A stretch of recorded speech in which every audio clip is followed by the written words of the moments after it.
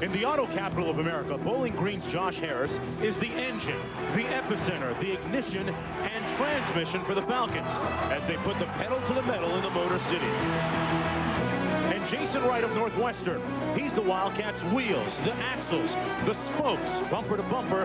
His ingenuity and continuity have Northwestern at the forefront of the assembly line. The Wildcats seeking their first bowl victory in nearly half a century.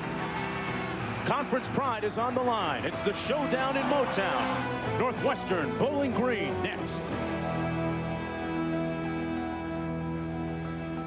Inside Ford Field in Motown, Detroit.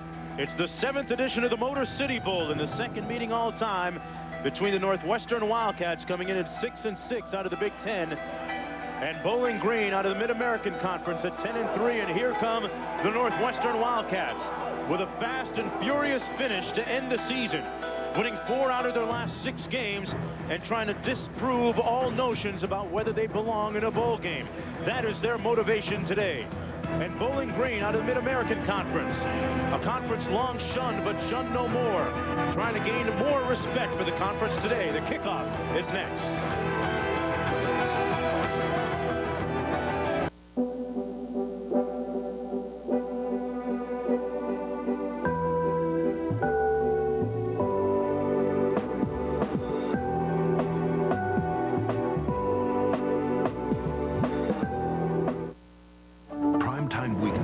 CNN gets the story first.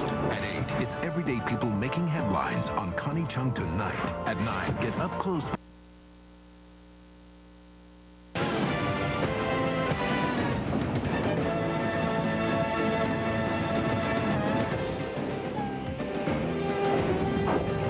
Inside Ford Field, and welcome back everyone to the Motor City Bowl. It's Northwestern against Bowling Green. The last time these two teams met, they put up almost 100 points on the scoreboard, and in the Motor City, a couple of teams that are going to be trying to find and depress that accelerator early and often. I'm Mark Jones along with Bob Davey. Holly Rowe joining us in just a few. Season's greetings from all of us at ESPN to all of you at home. Now, Bob, let's talk about Bowling Green quarterback Josh Harris. He doesn't live in the land of major hype and big billboards at Times Square, but through sheer talent, he's forced the spotlight to shine brightly on him this year. Well, Mark, Greg Colby, Northwestern's defensive coordinator, is playing against Josh Harris.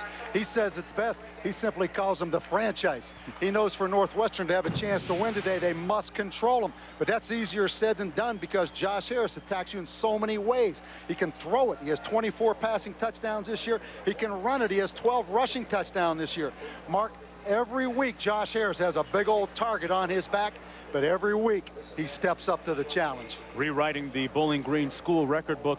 On the other side of the field, we have a team equally almost as prolific offensively, but they do it a different way, running the ball a lot. Jason Wright and Noah Herron, a great duo in the backfield. Mark, Northwestern has a simple philosophy. Get your best 11 players on the field and give your best players the football. Jason Wright, Noah Herron, number 18 and number 33, they play as running backs. When Northwestern goes to a one-back set, they play wide receiver. Jason Wright, he's the featured running back, back-to-back 1,200-yard seasons. Noah Herron, he's had 400-yard games, but he's also a receiver and a blocker. Mark, get ready to get used to calling number 18 and number 33. They're going to do a lot of things for this Northwestern offense today. And their head coach, Randy Walker, is very familiar with the Mid-American Conference, having a lot of history there. For more, let's go downstairs to Holly Rowe. Well, Mark, Northwestern's coach, Randy Walker, grew up in the MAC. He was a player and then a coach at Miami University. He said he has told his Northwestern team, we are the underdogs going to this game. Don't think that the Big Ten has an automatic right to win this. He knows how hard Bowling Green will fight.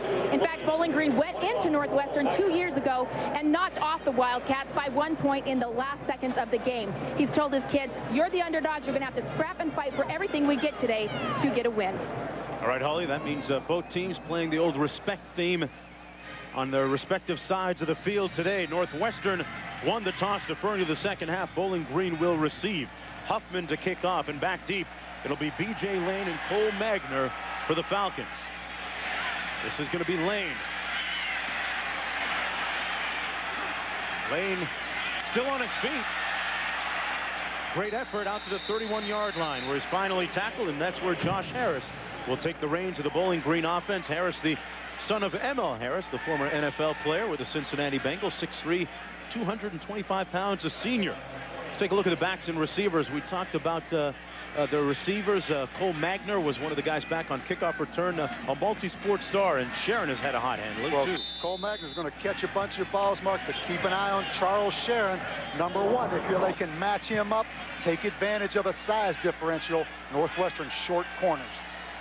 P.J. Pope starting it back. 5 wide receivers on 1st and 10. Passes complete out near the 40-yard line. Charles Sharon working on Marvin Ward. Let's take a look at that offensive line for the Falcons, led by Scott Merskowski, a first-team All-MAC selection. Working up against this defensive front. A couple of changes up front for the Northwestern squad. Mark, you see Barry Cofield, 300 pounds. He was a defensive end, maybe the biggest in the country. He moves inside the defensive tackle. Harris on a quarterback predetermined run out near the 45. And linebackers very active for Northwestern. Tim McGarrigle, the leading tackler. A 5th-year senior, Pat Durr, a big contributor too. And some changes in the secondary. Bryson Hines starting at safety. Backus and Ward on the corners. First down and 10 for Bowling Green, and it's picked off at the 45. McGarrigle with the pick. Brian Hines with the pick. And that's the first big break of the game. It was tipped by Steve Sanders. And Mark, Brian Hines, number 21, 2 interceptions in their last game against Illinois. Here you see the ball bounces up in the air. Brian Hines, they call him the garbage man, Mark, because he's always cleaning up around those piles. That time he cleaned up and was recipient of a tip pass by the offensive player. And Northwestern subsequently taking over in good field position. That was Hines' 5th pick of the season. Bazinet at quarterback, almost brought down, fires incomplete at the 45. Britt Bazinet, a 6'2", 200-pound sophomore, had troubles with his interception and completion ratio this year, through 12 picks. Backs and receivers, we talked about the 2 prolific backs, Wright and Heron, and Kunle Patrick is approaching an NCAA record with consecutive catches. And Wright and Heron introduced as running backs, Mark, but here you see them in a 1-back set. Noah Heron actually out there at receiver. Inside handoff to Jason Wright, down to the 47-yard line. Let's take a look at that offensive line for Northwestern. Trey Essex at the left tackle. Trevor Reese was freshman All-American this year. Zach Streif, one of the biggest human beings I've seen, number 63, 6'7", 258. Good news, all 5 of these offensive linemen back next year for Northwestern. And Mitchell Crossley getting the starting assignment up front at the defensive end for Bowling Green. Nose of the ball resting at the 47. Bazinet incomplete, threw it behind Roger Jordan at the 38-yard line. Take a look at the linebackers now for Bowling Green. They've had some changes there. Mark, Daniel Sales was the starter of the first 5 games. He was injured. He is back now, which means T.J. Carswell, who was the outside linebacker, goes back to his original position of safety. Also, Keon Newsom goes from safety to corner. A lot of changes in that secondary after the Miami game in which Ben Roethlisberger torched them. Huffman punting, not one of his better efforts. He'll try and get it inside the 20. It's fielded there. Sharon out to the 27-yard line, and Bowling Green will have its second offensive sequence coming up. And we're going to take a break. Underway here, the 7th edition of the Motor City Bowl. Josh Harris going to try and keep his offense on the field after throwing the interception the last time around. 13-11 to go in the first period. We'll be back right after this. Stay at 8. It's all part of Capital One Bowl Week on ESPN. Welcome back, everyone, to Detroit and Ford Field. Bowling Green and Northwestern, zeros on the scoreboard. First down and 10 for the Falcons at their own 27-yard line. They threw an interception on their last possession. That's Cole Magner in motion. Harris complete to Magner.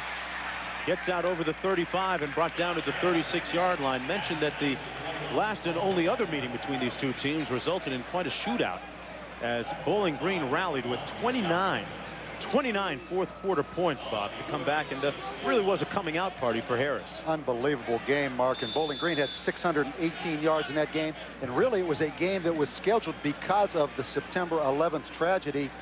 Northwestern canceled their game with Navy. Bowling Green was supposed to go down to Columbia and play South Carolina. They rescheduled and played each other late in the season in Evanston. 2nd down and 1. Harris incomplete. His intended receiver, Charles Sharon, took off downfield. There may have been mixed communications there. And Greg Brandon, the first-year head coach at Bowling Green, his 10 wins, by the way, are the most ever by the first-year coach in D1A. And Greg was the offensive coordinator under Urban Meyer and really is responsible for this spread offense. And in fact, Mark, we'll talk about it later. The first thing Greg Brandon did when he came to Bowling Green 3 years ago as the offensive coordinator, he went and visited Randy Walker in Northwestern to find out about the spread. 3rd down and 1 for Josh Harris. Has the first down and still on his feet. Onto Northwestern side of the field. Tackled by Brian Hines, and Josh Harris can hurt you so many different ways, picking up 16. Mark, it's pretty simple, isn't it? Just snap the ball to the quarterback. Everybody's zone block with the lead blocker and let a 235-pound slash quarterback running back take off and run the football. There you see him run through the arm tackle of Pat Durr, number 3. Interesting in this game, Mark, Northwestern playing a 3-man front, a 3-3-5 defense, something they've not done a lot of this year. Handed off this time to P.J. Pope. And Pope with a nice gain out to the 41-yard line. McGarrigle making the tackle on that play. And Bob, what about that change in defensive schemes for Northwestern? What are the pluses and minuses of that? What does it do? Mark, first of all, Northwestern normally a 4-down team, but they felt like it's a little bit too easy to identify where the shades are or which side the defense is sliding to in the prototypical 4-man front. So see, here you see them in a 3-man front, and they're going to use these linebackers to give Josh Harris different looks. See how Bowling Green counters offensively. They hand it off. And Pope lucky to get back to the line of scrimmage. For more on the Bowling Green offense, let's go to Holly. Well, Coach, as you mentioned, Greg Brandon of Bowling Green did go to Northwestern in 2000 and study that offense. They did it because they knew they had a running quarterback in Josh Harris, similar to Northwestern's running quarterback in Zach Kustok. He knows this offense inside and out. And ironically, Northwestern has changed their offense a little bit. Fasane, not quite the runner. They're going more of a 2-back set, and they are doing a little bit of different things than Bowling Green. So Bowling Green looks like Northwestern 2 years ago. 3rd down and 3.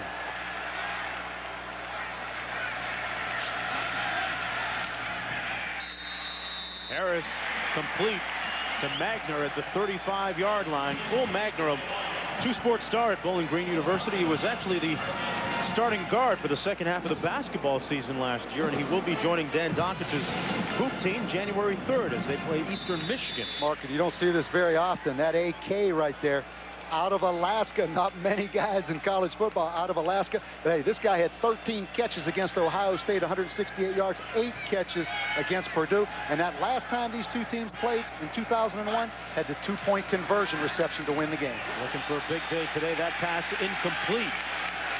Intended for number 12, Steve Sanders.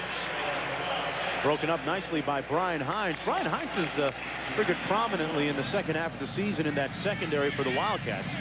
Came into Northwestern originally as a walk-on. Has really done well for himself. Well, he mentioned 2 big interceptions against Illinois in the last game, and probably the turning point of this season, had a big interception for Northwestern in the end zone against Indiana, a game they hung on to win in overtime. 2nd down and 10.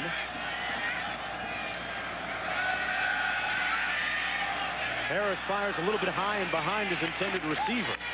That was Magner. It'll be 3rd down coming up. And Mark, right there, I think you're going to see what NFL scouts want to see and are a little bit concerned about with Josh Harris.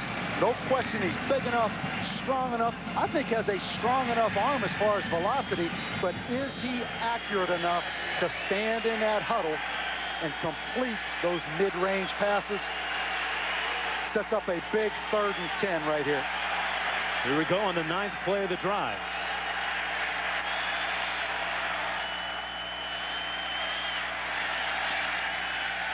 They set up a screen.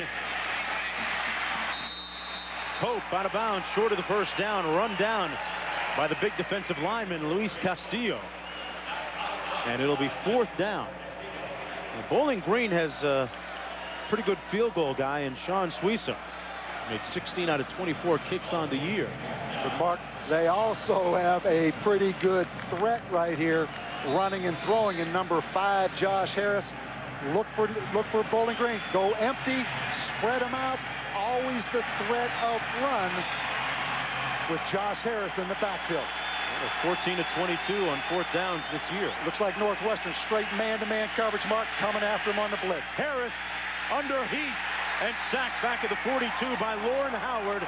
The honorable mention all Big Ten selection at defensive end. So Greg Brandon gambles, and it fails to pay off. That's the 19th sack for Northwestern this season, the 8th for Howard. Mark, when you go empty, you have 5 linemen.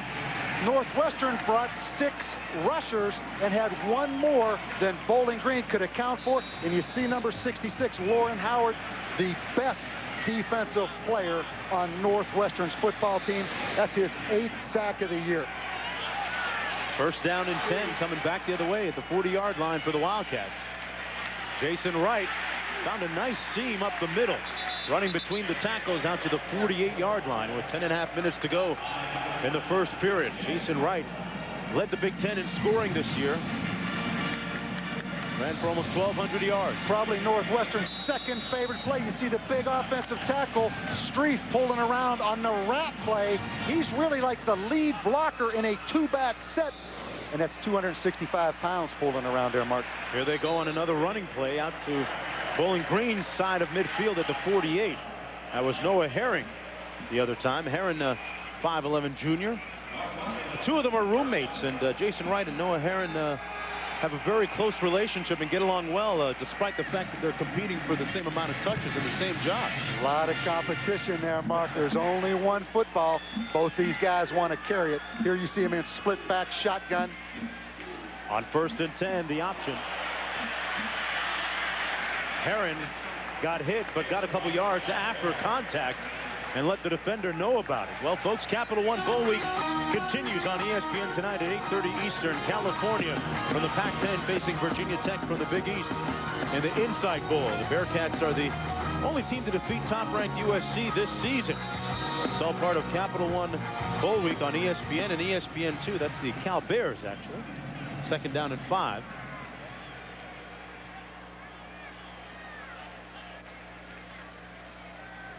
Bazinet keeps it himself. Brought down near the line of scrimmage at the 42. About 3 yards short of the first down. Brian Gardner making the stop. And Mark, you're going to get a clinic, fans at home today, a clinic on the spread running game by both teams. And to be quite honest, the spread running game is a finesse running game. Not a lot of people knocking anybody off the line of scrimmage. It's all based on shades and a lot of those quarterback read plays right there, reading the intention of the defensive end. Well, throughout the course of the evening, that red line will demark the line of scrimmage. We'll be using it on 3rd down. Jason Wright carrying the ball. It didn't appear as if he got to the first down marker. Ryan Newble making the tackle on the play. And Mark, we saw that red line on that field. I might be old school, but you better win that red line. Or you don't even think about that yellow line that's the first down marker. Whether you're spread offense or not, you better be able to block somebody and knock them off the ball. Here Northwestern going for it on 4th and about 2. Northwestern hasn't kicked a lot of field goals this season. Bazinet on the option pitch. Herring has the edge. Noah Herring. Great cutback. Touchdown, Wildcats.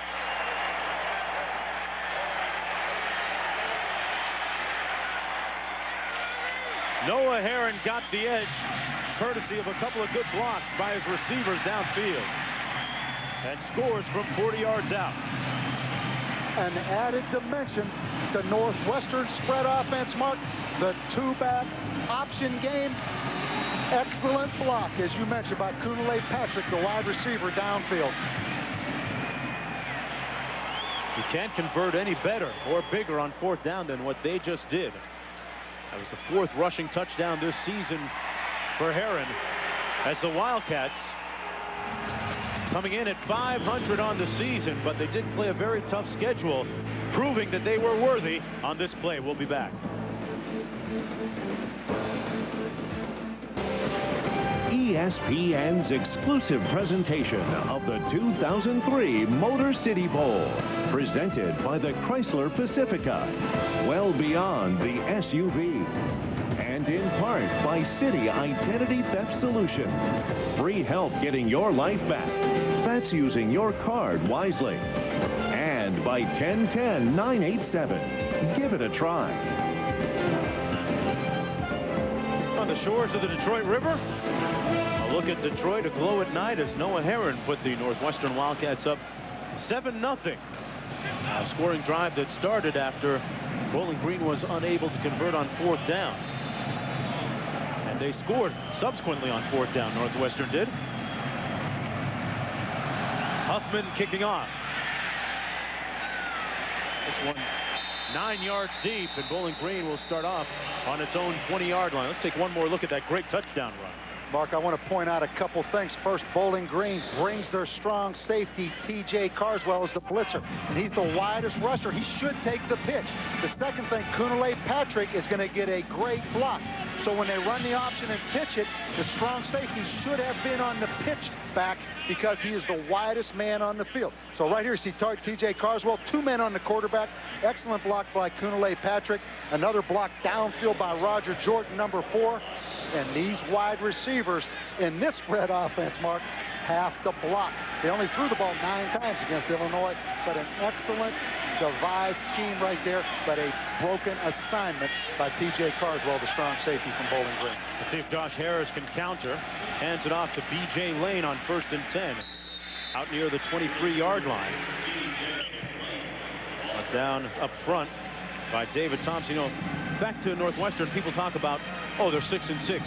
Why are they eligible to play in a bowl game? Well, keep in mind that 7 of the 12 opponents that they've played this year are going to bowl games, so they've played a pretty tough schedule. And Mark, you talk about the Big Ten as we look at that. Northwestern, obviously a member. 8 bowl teams from the Big Ten, 4 in the BCS top 15. So they've done it playing a great schedule week to week. Pass underneath complete at the 27-yard line. Out of the backfield, that was B.J. Lane, tackled by Marvin Ward. And Mark, I'm going to make a statement right now, and I hope Trev Alberts is listening back in Bristol, because I know he's going to agree with Get ready for this one. You notice all these points in bowl games. I watched that game last night, Hawaii and Houston. Poor defense, I think, as a result of all these spread offenses spread out all across the field. Nobody can tackle anymore. And there you see the red line. And bottom line in football, you better control this red line right here, or don't even think about getting to that yellow line. That's the line of scrimmage. Here's Harris. Harris got the first down, runs out of bounds at the 37. It'll be 1st and 10 for Bowling Green, the West Division champs out of the MAC. Again, Mark, playmakers make plays. Hard to stay in your rush lanes. They're trying to spy right there. Had one of their defensive tackles in position, but he can't slide and contain Josh Harris. That's pretty simple football. Spread everybody out, let the quarterback run the ball. But poor defensive play, particularly in this bowl season, as a result of so many schemes spreading people out. You don't want to be a defensive coordinator these days. That pass incomplete. Looked like a broken route intended for Cole Magner. It'll be 2nd down and 10. Josh Harris was adamant about attending a big-time college and being able to play quarterback especially, so he chose Bowling Green, although he did play running back his first season except for the very last game, and boy, it's been no looking back ever since that point. Mark, all I question about this guy is accuracy. Accuracy. There he had Cole Magner up the seam, didn't complete it. Can he throw those mid-range passes with a high enough completion average? The NFL guys are watching. Here he is under heat. Magner made the catch up at the 44. About 4 yards short of the first down. We're here in Detroit. The Motor City Bowl. I'm Mark Jones along with Bob Davey and Holly Rowe down to the field. Northwestern out of the Big Ten taking on the MAC West Division champs from Bowling Green. We're in the first quarter. It's 3rd down and 4 to go. And season season's greetings from all of us here at ESPN to all of you at home. That's a bad-looking beard on that Santa. Santa's got to He must have got that day after sale, Mark. That was a knockdown price on that beard, man. Somebody. Flea market Santa. Again, we see that red line. Look at the separation between the offensive and defensive linemen. Defensive linemen crowd the red line. Offensive linemen back off it. Complete to B.J. Lane. And he got the first down out at the 50-yard line. And just joining us, the key play of the game so far came on this 4th down conversion. The option pitch to Noah Herron. And he went 40 yards for the score, courtesy of a good downfield block by Kunle Patrick. That is the game's only score. Northwestern getting the ball. The result of Bowling Green unable to convert on its 4th down. Randy Walker's team really turned it around the midpoint of the season after the overtime win against Indiana. Again, Bowling Green empty, just spreading Northwestern from sideline to sideline. Harris has time. Lobbed it up for Magner, and it's incomplete at the 34. Good pressure up front by Northwestern and Pat Durr. He's 2nd down and 10. Mark, we look at Pat Durr right there, 2nd leading tackler, 48th game he's played in.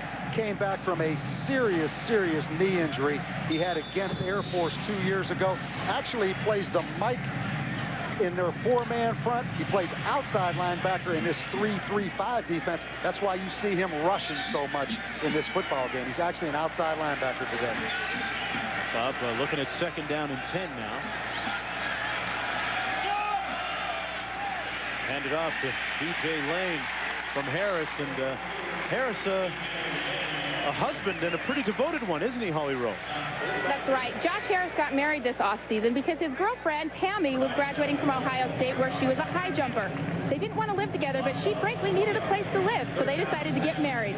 She's here at the game today, and I said, have you helped Josh at all with any track skills, any running? She said, oh, no, I don't mess with that. I'm just a high jumper. I let him do what he does on the field.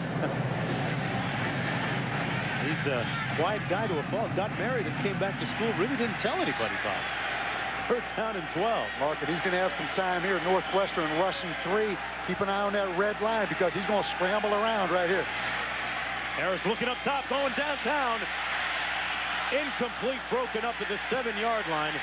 Intended for Charles Sharon, and Marvin Ward was there to make the play. Marvin Ward with 3 picks on the season, almost had one there. And Bowling Green wanted to match Charles Sharon up, but they wanted to do it on Jeff Bacchus right here. You see the ball underthrown. Good job by Marvin Ward right there, throttling down and then getting his hands on the football.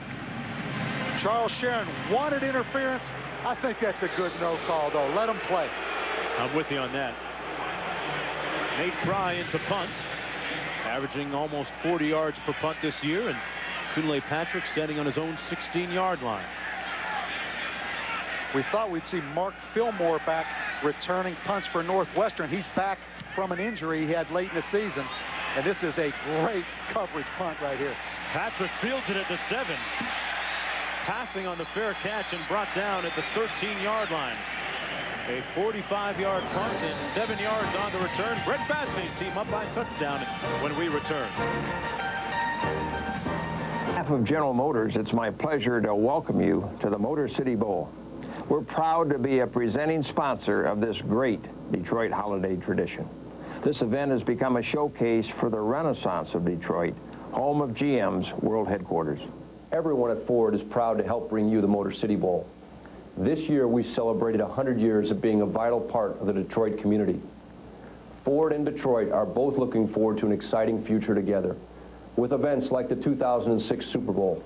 It's an honor to be a presenting sponsor of this year's Motor City Bowl.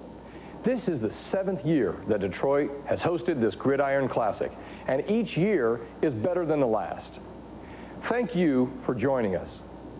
From everyone at Daimler Chrysler, happy holidays and a happy new year to you and your loved ones.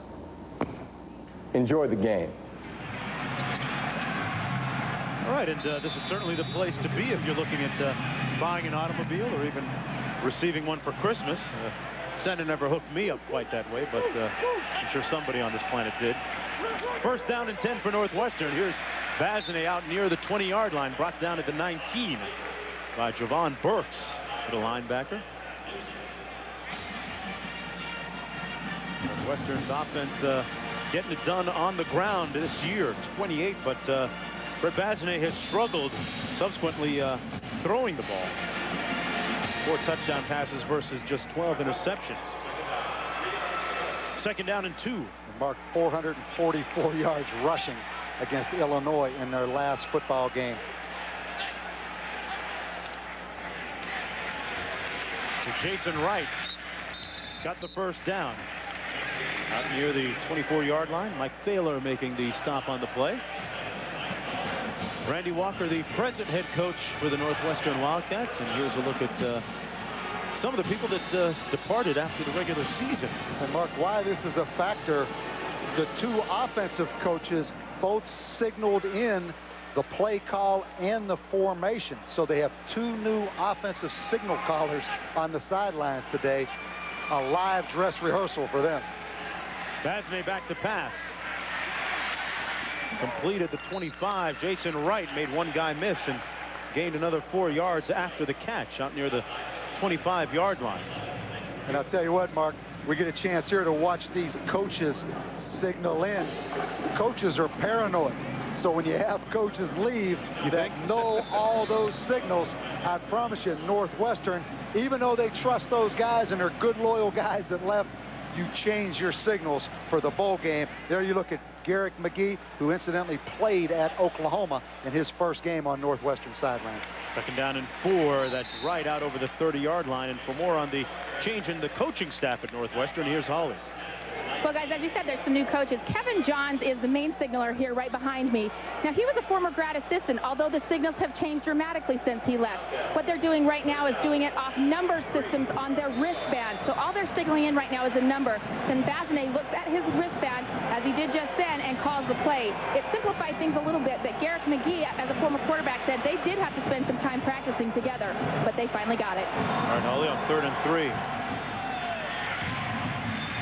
Complete to Jordan. He got the first down, and whatever they signaled in that time certainly worked out at the 37-yard line. And Bob, you can't say paranoid coach. That's redundant. Exactly, Mark. Good point. And one thing about those wristbands, I always hated using those wristbands because you have to look down at them, and you take your eyes off the field, and I hated doing that. And also players, you know, the quarterback hates looking down at those wristbands as well. So it's a little bit overrated, and when you get a little bit older, you can forget about those wristbands because there's some small type on those things. Bazinet out into the open space. Getting a good downfield block. Bazinet all the way down to the 43-yard line. Brandon Horn, the wide receiver, gave him a nice block on the edge for the 19-yard pickup. And Brett Bazinet, Mark, he's playing well in this football game. As you see him just escape the blitz, shows his athleticism, but a lot of competition coming into this game. In reality, he struggled late in the season. Alexander Webb, the freshman quarterback, a lot of reps during practice for this game. So he needs to play well, but he's going to be over there next to Randy Walker. Jason Wright down to the 37-yard line. Got about 4 or 5. Well, tomorrow, NFL double coverage weekend kicks off on ESPN with an NFC matchup. Philadelphia Eagles looking to win the division title as they close out the regular season against Washington. Sunday, Jamal Lewis needs 48 yards to become the 5th player in NFL history to reach 2,000 yards when Baltimore hosts the Steelers. Both games available in high definition on ESPN HD. And I'll tell you what, Mark, kind of like the NFL's rendition of the BCS. Every one of those games matter now of who gets in as the wild card in the playoffs. Yeah, they're already in playoff mode. That time it was Darrell Jenkins chopped down in the backfield. Good tackle by T.J. Carswell that time.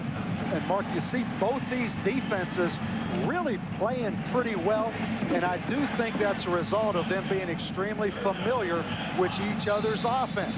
We talked about Greg Brandon going and visiting Northwestern. That's something a lot of people don't understand, I'm sure, in the business world where it's so competitive, but coaches really do exchange a lot of information in the offseason.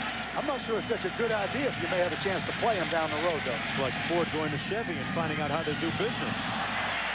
Pass at the 24-yard line, and looks like they're going to rule it a catch. By whom, we're not sure. Bowling Green saying they have a pick, but it's going to be a first down for Northwestern. In amongst the traffic, Mark Fillmore. Well, there's Mark Fillmore, the talented receiver. Let's take a look at this. No question. Mark Fillmore right there wrestling the football away from Jansen Patton, the fine All-American defensive back from Bowling Green. First down and 10 at the 24. On the reverse, Heron.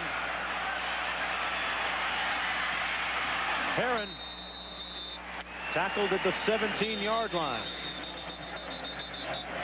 They used the double reverse that time. And Mark, I don't think they exchanged that play with Bowling Green when Bowling Green came to visit. I think that's one they kind of hid in the back room right there. Got to keep a little something to yourself. That's the last play of the first period. Northwestern, one of the hottest teams in the nation to end the season, carrying on that trend with a 7-0 lead when we come back after this. To the lights at Ford Field. It's the 7th edition of the Motor City Bowl. I'm Mark Jones along with Bob Davey and Holly Rowe down to the field. Back for the start of the second quarter. Northwestern out of the Big Ten with the ball, threatening again. At the 19-yard line, this is the 11th play of the drive. Jason Wright moved the pile and got the first down. Let's take a look at our ESPN game track. Josh Harris threw a rare interception early in the ball game. At the other end for Northwestern, it was Brian Heinz making the pick. And after Bowling Green failed to convert on fourth down, Northwestern went for it on fourth down, and Noah Heron scored from 40 yards out. Josh Harris waiting patiently to get back on the field. First down and 10 for the Wildcats. Run the ball again, and no room up the middle. That was Jason Wright. Bob, this you would think would be part of the game plan for Northwestern. Use that prolific running game to keep Josh Harris right where we saw him moments ago on the sideline. Yeah, Mark, great point. And also, this is what Northwestern is. They are a running football team, occasional play action, but they're a big zone team with a big offensive line. They average about 320 pounds up front. Bazinet keeps it himself and is brought down to the 14-yard line by Ted Pipko. One of the team leaders, third overall in tackles for that Bowling Green defense. Great explosive play right there by Ted Pipko. He started the first 8 games, then didn't start late in the season, has had some injuries. A key third down here early in this football game, really for both teams, Mark, because Northwestern not very proficient at kicking field goals. They only have 6 for the entire season. So a big third down right here, both sides of the football. 14th play of the drive. The ball batted down at the line of scrimmage and almost intercepted. And it'll be fourth down, and the aforementioned field goal unit coming onto the field. Brian Huffman this year is 4 of 5 kicking field goals, as long as just from 38 yards out. And Mark, he actually has taken over late in the season, really has done a remarkable job. Not only the kicker, but also the punter. And that graphic right there says it all. 6 made field goals, but Randy Walker, a fake field goal specialist, but I don't think so on 4th and 10, Mark. Huffman knocks it through. And Northwestern leading 10-0. Josh Harris's team averages over 35 points a game. So far, they got a goose egg up there. His turn when we come back to the Motor City Bowl.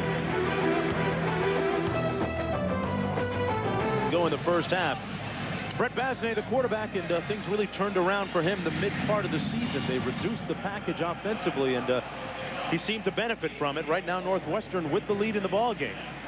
And Mark, don't panic yet. If you're Bowling Green, they come in here total offense, 3rd in the NCAA, right at about 500 yards a game, averaging 34 points a game. So a lot of football left right here.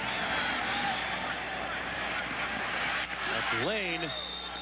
Bowling Green with just 3 losses this year, 2 of them against Miami, Ohio. Right, Holly Rowe?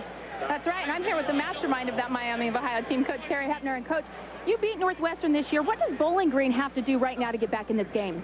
Well, obviously, they got to score some points, Holly. I'm really impressed with the way Northwestern's been patient on defense. The empty set, they've been in empty 5 or 6 times.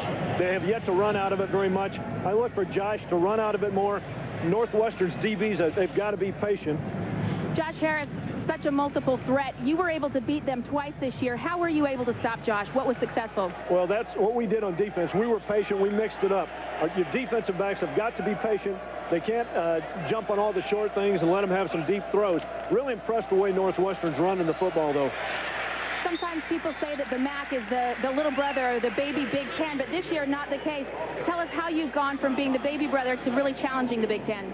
Well, you know, it's been part of our plan. This is my 5th year as head coach, and we've got a very good football team. Obviously, Ben Roethlisberger was part of the focus of it, but we had a good surrounding cast. But I think Northwestern, they're playing Randy Walker football now. They're running the football. Bowling Green's got to be able to stop that run and obviously put a consistent drive together. If they can do that, you know, and get back in the game, I think it'll still be an exciting game. All right, words from the expert, guys. Back up to you. All right, Holly, I'm still not sure, Bob, and convinced that he gave away the whole game plan of how to beat Bowling Green. Just don't give Ben Roethlisberger away, baby. That's the whole game plan. And he's coming out after the year. But let's look at what the MAC did this year against BCS schools. The one that really caught the attention of people really early in the season, I remember most, was that Northern Illinois win over Maryland. Well, and the big thing, Mark, these games all on television. You know, the MAC on TV, especially ESPN. Game day going to Bowling Green, did the Northern Illinois Bowling Green game. Bowling Green, this is their 5th national TV game this year. So people talk about parity in college football. Another big reason, everybody's on television. And it's really helped Bowling Green, their head coach Greg Brandon says, because they're moving into territories where they previously were unknown. He says that they're into parts of Texas now where they've never been able to go, and they're starting to reap some benefits in recruiting. Well, Mark, I'm going to say this right now. The best Christmas present of this Christmas for Greg Brandon, he got the best present, Ben Roethlisberger, announcing he's coming out in that NFL draft. That's a big-time present if you're coaching at Bowling Green, because you don't have to play against him again. Brandon, the only Bowling Green coach to beat 2 ranked nationally opponents. 3rd down in inches.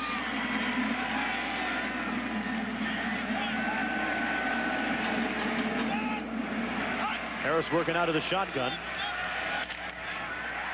Oh, he won't get the first down. They stopped him cold. Stoned by Castillo and McGarrigle. I'll tell you what, Mark, spread offense or not, you better block someone. You're going to watch Castillo right here lock out and get penetration in that backfield on 3rd and 1. He just bulls the offensive guard back in the backfield. And then the linebacker, number 41, Tim McGarrigle, came in and cleaned it up. But Castillo, at 305 pounds, just bench pressed the guard back into the backfield. On 4th and 4, a little rugby squid kick. They try, lets it bounce, has it bounce all the way down to the 28-yard line.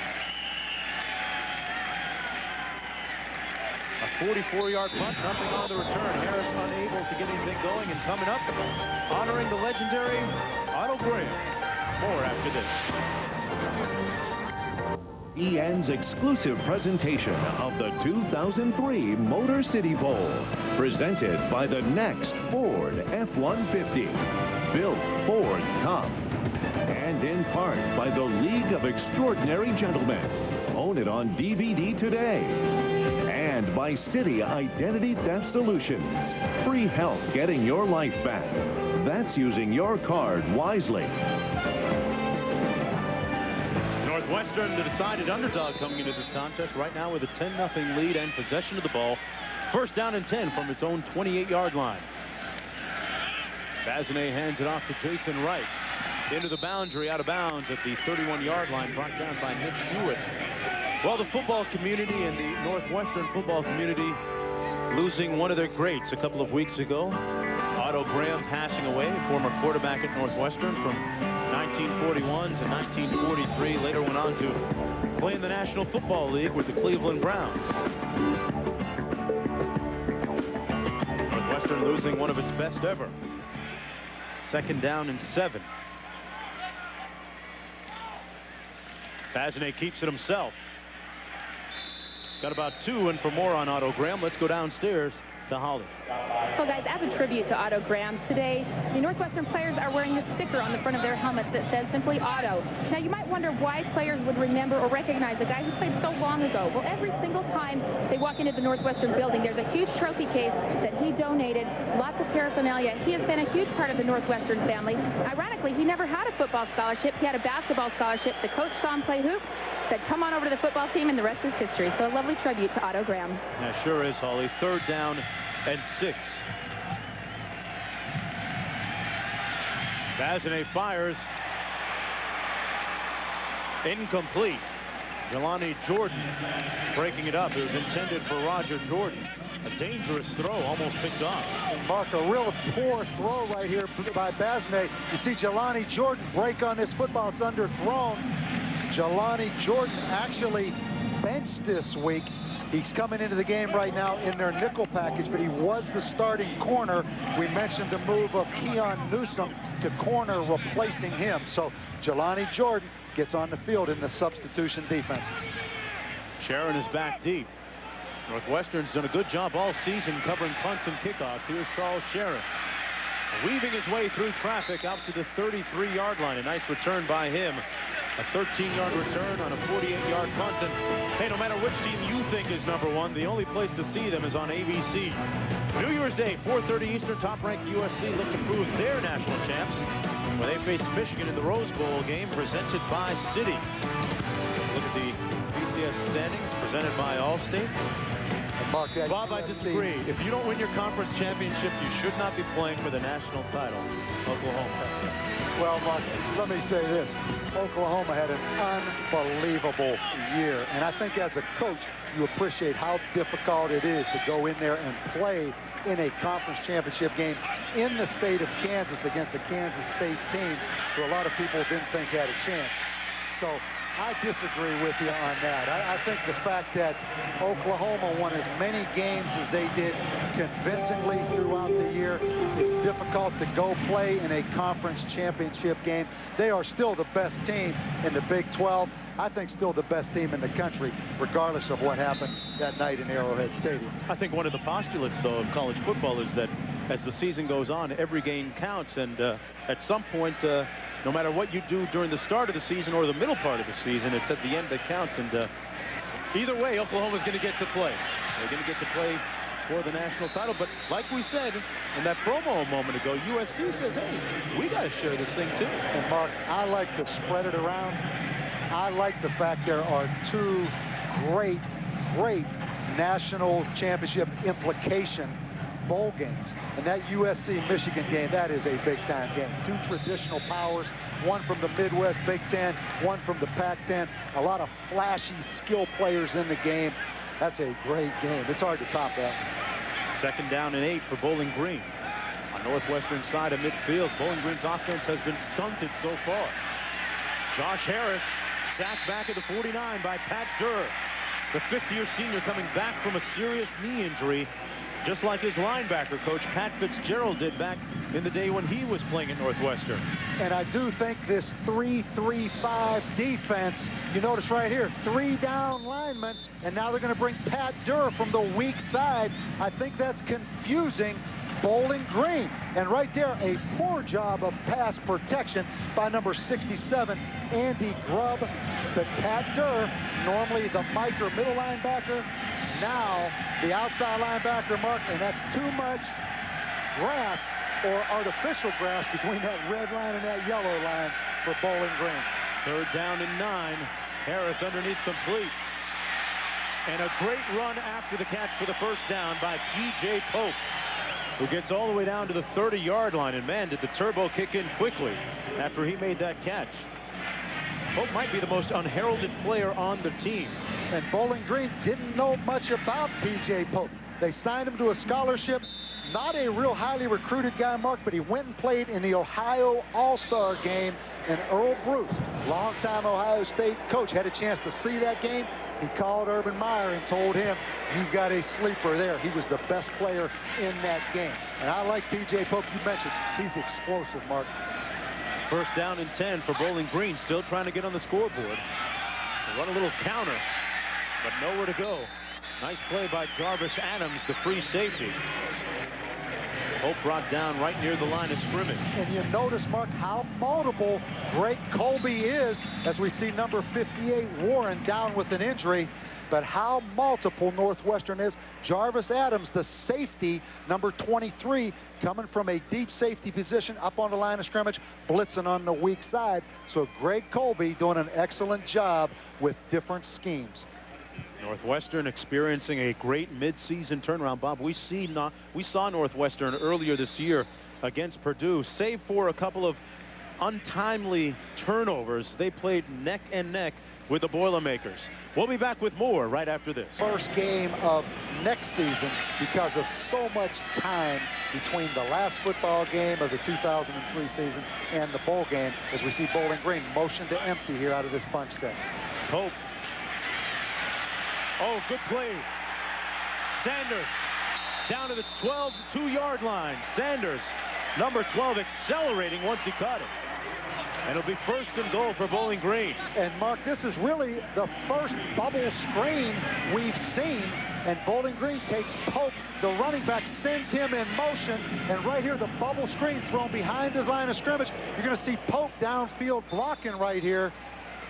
Excellent job by Cole Magner and Pope. Downfield blocking. And the bubble screen, as long as it's thrown behind the line of scrimmage, you're allowed to block downfield with the ball in the air. First and goal. Harris on a predetermined run. Touchdown. And Bowling Green is on the board.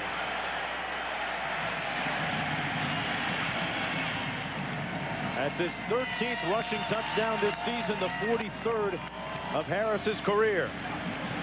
And you see Josh Harris, a lot of yardage this year, Mark, on the bubble screen.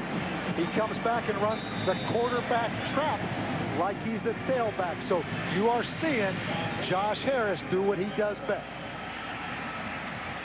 His wife, Tammy, the former Ohio State high jumper, watching. And Bowling Green now within a field goal of Northwestern after starting off very slowly. That drive giving them a little encouragement. 10-7 in the 7th edition of the Motor City Bowl. We'll be back with more after this. The only other time they met, they put up 85 points on the board, far below that pace at the moment. But this has been a bowl which traditionally has seen a lot of points scored. We're here at Ford Field in Detroit. I'm Mark Jones along with Bob Davey and Holly Rowe.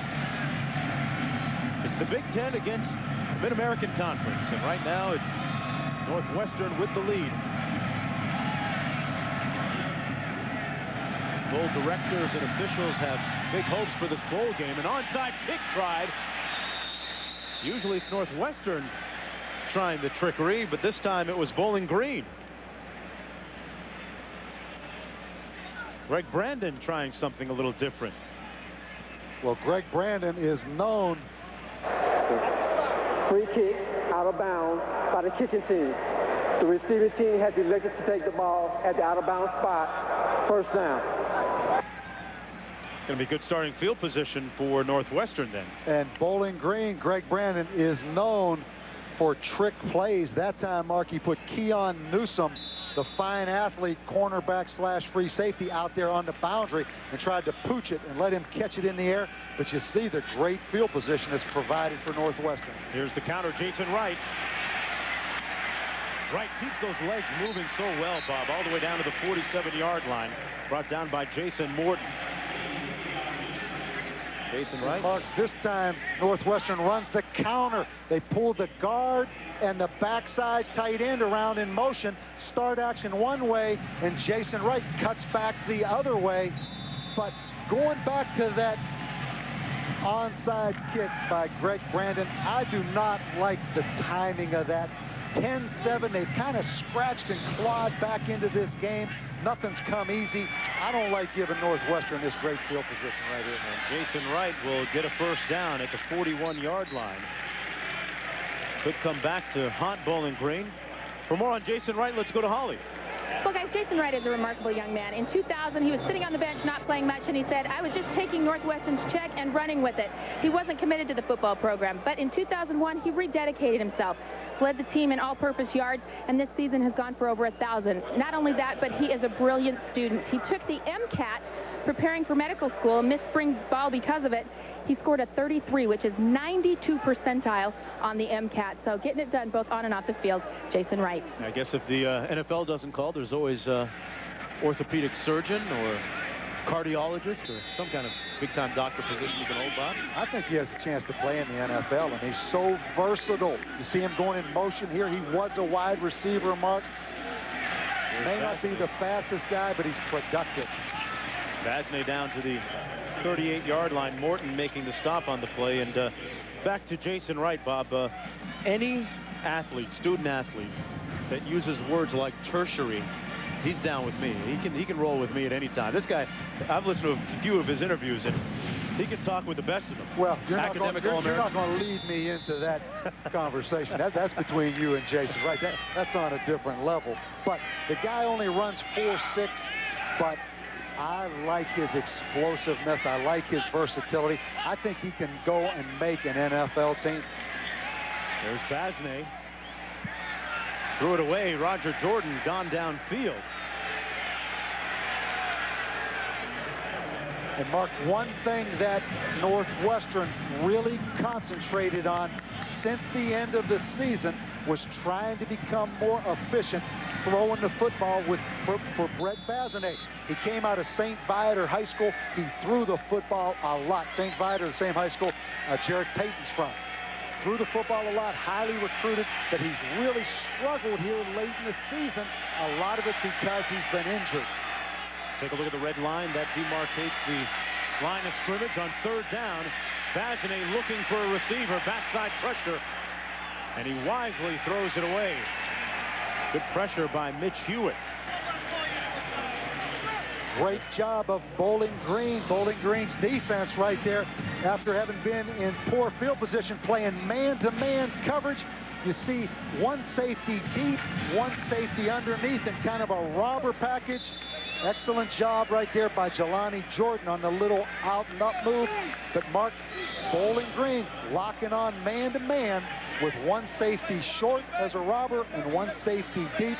Good series right there by Bowling Green. Bob Huffman in a punt at the 50-yard line. Going to try and hang this one inside the 20.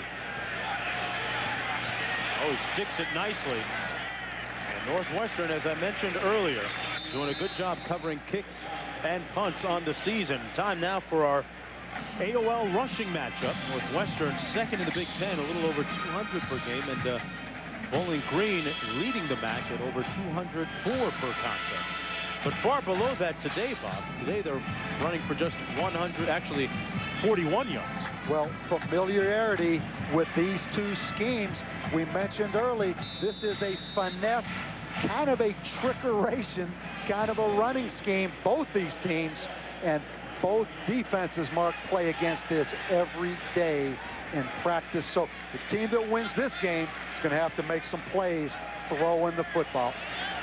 Well, Josh Harris, speaking of throwing the football, was 3 of 3 on that last scoring drive. Keeps it himself on the predetermined run out to the 17-yard line, where Pat Durr brings him down. Sense that Josh Harris and the offense starting to get untracked a little bit. And watch Josh Harris right here at 235 pounds. Step over. Big, strong quarterback. He's going to be playing in the Senior Bowl after the season.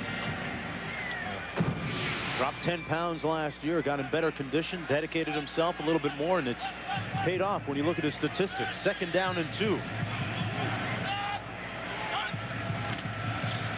Harris keeps it again. Got the first down and then some. Josh Harris beyond the 30 at the 33. With 5:23 to go, nodding his head, saying, yeah, 16-yard pickup for him. One of the favorite plays of these spread offenses, Mark. Right here, they're going to fake the ball to the tailback. Then they run the quarterback wrap with the backside tackle pulling around as the lead blocker. You get an excellent block right here by number 54, Jimmy Williams, on Pat Durr. And then the quarterback slash tailback takes the ball and bounces outside. But misdirection, pulling the backside linebacker. She likes that play, Mark. Oh, she might have called that quarterback wrap. Tammy, his wife, Tammy Harris, watching from the stands. running it down to the 34 that time was Pope. Brought down by Luis Castillo. Interesting how, you know, as reported earlier by Holly Rowe, Tammy Harris and Josh Harris were looking for a place to live. He wanted to do the right thing and decided that the two of them should get married. Came back and just forgot to tell his coaches about it, Bob. I think he eventually did tell Greg Brandon. I may be cynical. I thought it had a lot to do with getting a present from Greg Brandon. That you can go that way. For the wedding. But he did eventually tell him of his marriage. Quiet almost to a fault at times. 2nd down and 9. He completes it. His game doing the talking right now at the 43-yard line. That was Magner, who was working on Marvin Ward. And Mark, we have to tell the story about Cole Magner. We mentioned he's from Alaska. Urban Meyer takes the head job at Bowling Green. Greg Brandon comes with him from Colorado, where he'd been the offensive coordinator. Magner in Colorado's camp. Greg Brandon comes to Bowling Green, convinces Urban Meyer to fly in Cole Magner. They spent $800 for the plane ticket to fly him in from Alaska. Urban Meyer on the eye test said, Greg, you've got to be kidding me. This guy cannot be a Division I player. Ended up being the best $800 Bowling Green's ever spent. Heck of an investment. Harris got the 1st down. Made it up to the 46, stopped by Brian Hines. How do you get to Palmer, Alaska to Bowling Green? Well, Lewis and Clark couldn't get there, First but thing, Mark, did. you have to have some dog sleds to get you from point A to point B to get on that airplane. See, I've researched this. There is no direct major airline service into Palmer. Palmer, Alaska. Here they have some good salmon up there, some good salmon fishing. That's his grandfather on the left, and dad on the right. There. You're one of those Caribbean guys. You don't spend any time up north of that border now. Harris going up north. Downtown, a flag on the play, and the catch made at the 20 by Charles Sharon, the other half of that great receiving duel. He was working on Marvin Ward. And Sharon laid out and made the catch. And we've been waiting for this. Charles Sharon, in their last regular season, gave 8 catches for 120 yards against Toledo. They love to get him on the backside of that formation. Great job right there of concentration. Marvin Ward, good coverage, Mark, but stumbling right here late. And Charles Sharon from Palatka, Florida, down there on Lake Okeechobee. There's been a bunch of players come out of Lake Okeechobee area now. 34-yard pickup for Sharon. 1st down and 10. Magner in motion. Magner, he can throw the ball. He's thrown 5 touchdown passes this year. This one's picked off.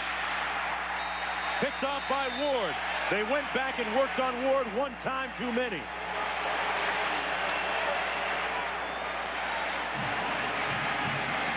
Magner's a former quarterback. He's thrown for 5 touchdowns in his career. Not that time. And Mark, I'm glad you said former quarterback right here. We saw against Toledo the throw back to the quarterback. This time Cole Magner tries to go down the field. And Mark, is he colorblind? He flat threw it right there to number 20, number 31, Marvin Ward. And again, Greg Brandon trying to trick him right there on 1st down, Mark. And it backfired.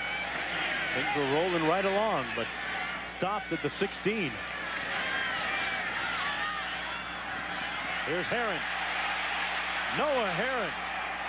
Nice run out to the 33. A 17-yard pickup and a 1st down. Under 3 minutes to go here in the 1st half. Another dimension of Jason Wright's game, Mark. Right here, you're going to see him as the lead blocker, lead through on the zone play. And Herron with the lead blocker right here. Jason Wright comes up inside. Noah Herron cut back right there. Poor football position by number 19, Jason Morton. 1st down and 10. Here's Jason Wright. Wright. Down to the 41 and another Wildcat 1st down.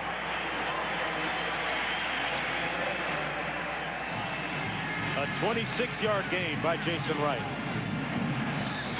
And you see the explosiveness of Jason Wright right here on the simple zone play. He just flat outruns people. Bob, you say he's 4'6". He looks faster than that. Yeah, what you love, Mark, he goes north and south. I mean, he gives you that 4'6" legitimately every time the ball snaps because he doesn't take many wasted steps.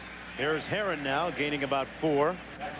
Northwestern's running game, second in the Big Ten Conference, and piling up the numbers today as Wright takes a well-deserved breather.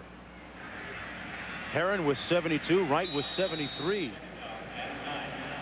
Herron with that 40-yard touchdown run, the first one of the game.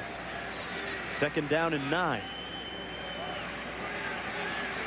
You see Noah Herron lined up right here now, Mark, as a wide receiver. He never comes out of the game. He's used as a wide receiver and running back. Out of the backfield, incomplete. That was a forward pass. And Reese, tell us what's going on at halftime. All right, Mark, when we do join you in halftime, Trevin Marker here. Mark, a sliver of an opportunity for a coach to come back to college? Yeah, the old ball coach Steve Spurrier is in a power struggle with Washington Redskin management. And after getting completely thrown under the bus by my former partner, we'll go back and revisit the officials debate, and I'll explain why. You're going to have to explain why. I only try to protect you. We'll have the insight on the inside coming up in a bit, too, guys. Can't wait to hear you at halftime. Third down and 9. Here's the reverse. Fillmore bottled up, put it on the ground, and Bowling Green says they have it.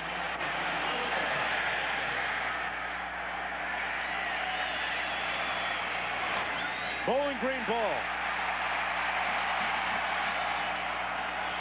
Mark Fillmore, number 9, has not played since the Wisconsin game earlier in the season. And right now, he does not protect the football here on this reverse, Mark. You're going to get a chance to see it late right here. That football's yanked out of there by Keon Newsom and recovered by Crossley, number 90. Rick Brandon loving every bit of it. Finally, the beneficiary of a turnover. Mitchell Crossley, meanwhile, had a tough year battling adversity off the field. And Mark, how much do you scrimmage as a head football coach where you actually tackle those backs and receivers? Not much prior to a bowl game. Mark Fillmore coughing the football up. Pass complete to Charles Sharon to try and work the clock as they move it downfield with 1:24 to go in the first half. And running back Kevin Jones will lead Virginia Tech as they face a Pac-10 team for the first time. Following us, it's the Inside Bowl between California and Virginia Tech.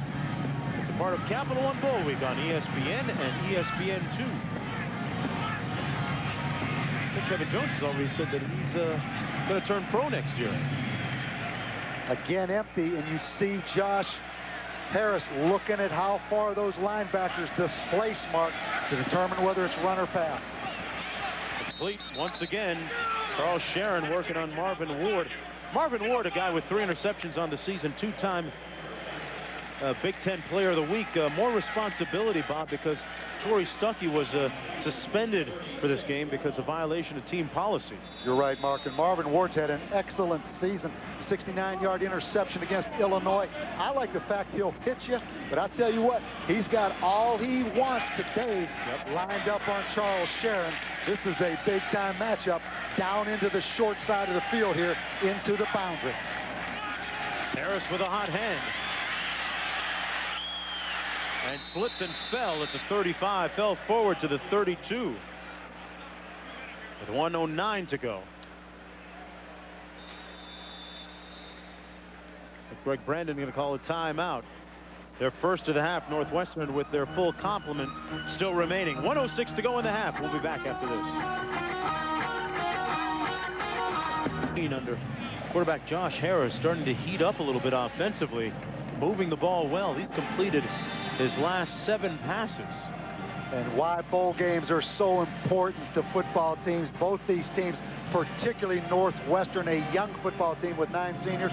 This is better than spring practice, Mark, because you have unlimited practice opportunities getting ready for a bowl game. Out of an empty formation. Complete. James Hawkins making the grab. They move the chains again down to the 25. Another first down, and now Harris has completed 8 consecutive passes. And we're seeing all empty now, Mark. Spread out 5 wide receivers across the field. Going up top. And it's picked off by Dominic Price. The Northwestern secondary has been patient, able to stunt Josh Harris in Bowling Green. It looks like the turnover bowl, Mark. Both teams turning it over. Right here, Josh Harris wants to go on the corner route.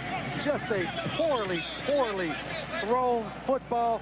And Dominic Price goes up and makes the interception. For a fifth-year senior, you got to tell it like it is. And you're right, Greg Brandon. That was a poor decision, particularly on first down. No reason to force that football, Mark. Second interception of the season for Price. We've had 3 consecutive turnovers now on the respective offensive sequences. Here's Jason Wright. Boy, making people miss.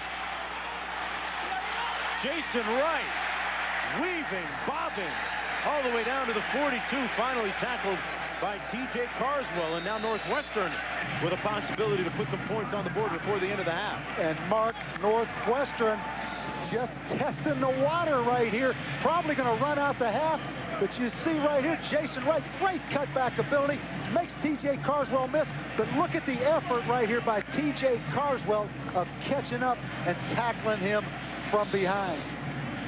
Northwestern using its first time out, and like you said, Bob, Northwestern was perhaps just trying to run out the clock, but now they find themselves in a situation with the ball at the 43-yard line of Bowling Green and a chance to put some points on the board. So far, if you were head coach Randy Walker, you'd have to say that the game plan is playing itself out pretty well. Well, no question, but Bowling Green, Mark, with 2 turnovers down in the red zone, not playing very well. I mean, let's call it like it is. Some poor decisions, particularly throwing the football. But Northwestern right here with 2 timeouts left in the first half. They've got a chance to win right here, not only with great momentum on their side, but also get more points here late in the half. We heard Terry Hepner, the head coach of Miami, Ohio, say that Northwestern's DBs had to be patient. Looks like they've done just that. Came away with a pick on that last sequence. And a little bit of impatience on the part of Bowling Green, particularly in decision-making, throwing the football. First down and 10. Basney on the out and up for Jordan. And there's a flag as Jordan bumped into Keon Newsome downfield. Jordan pulling his jersey as if to say he was held on the play, which he was. That's what the official saw too. And Roger Jordan on the out and up. Keon Newsome playing corner for the first time, held. Pass interference, defense, 15-yard penalty, automatic, first down. Holly Rowe, what's the vibe downstairs on the field? Hey guys, Bowling Green was sky high after they got that turnover from Northwestern. But after that last interception in the red zone, their second interception in the red zone, it's like the air just went out of the balloon.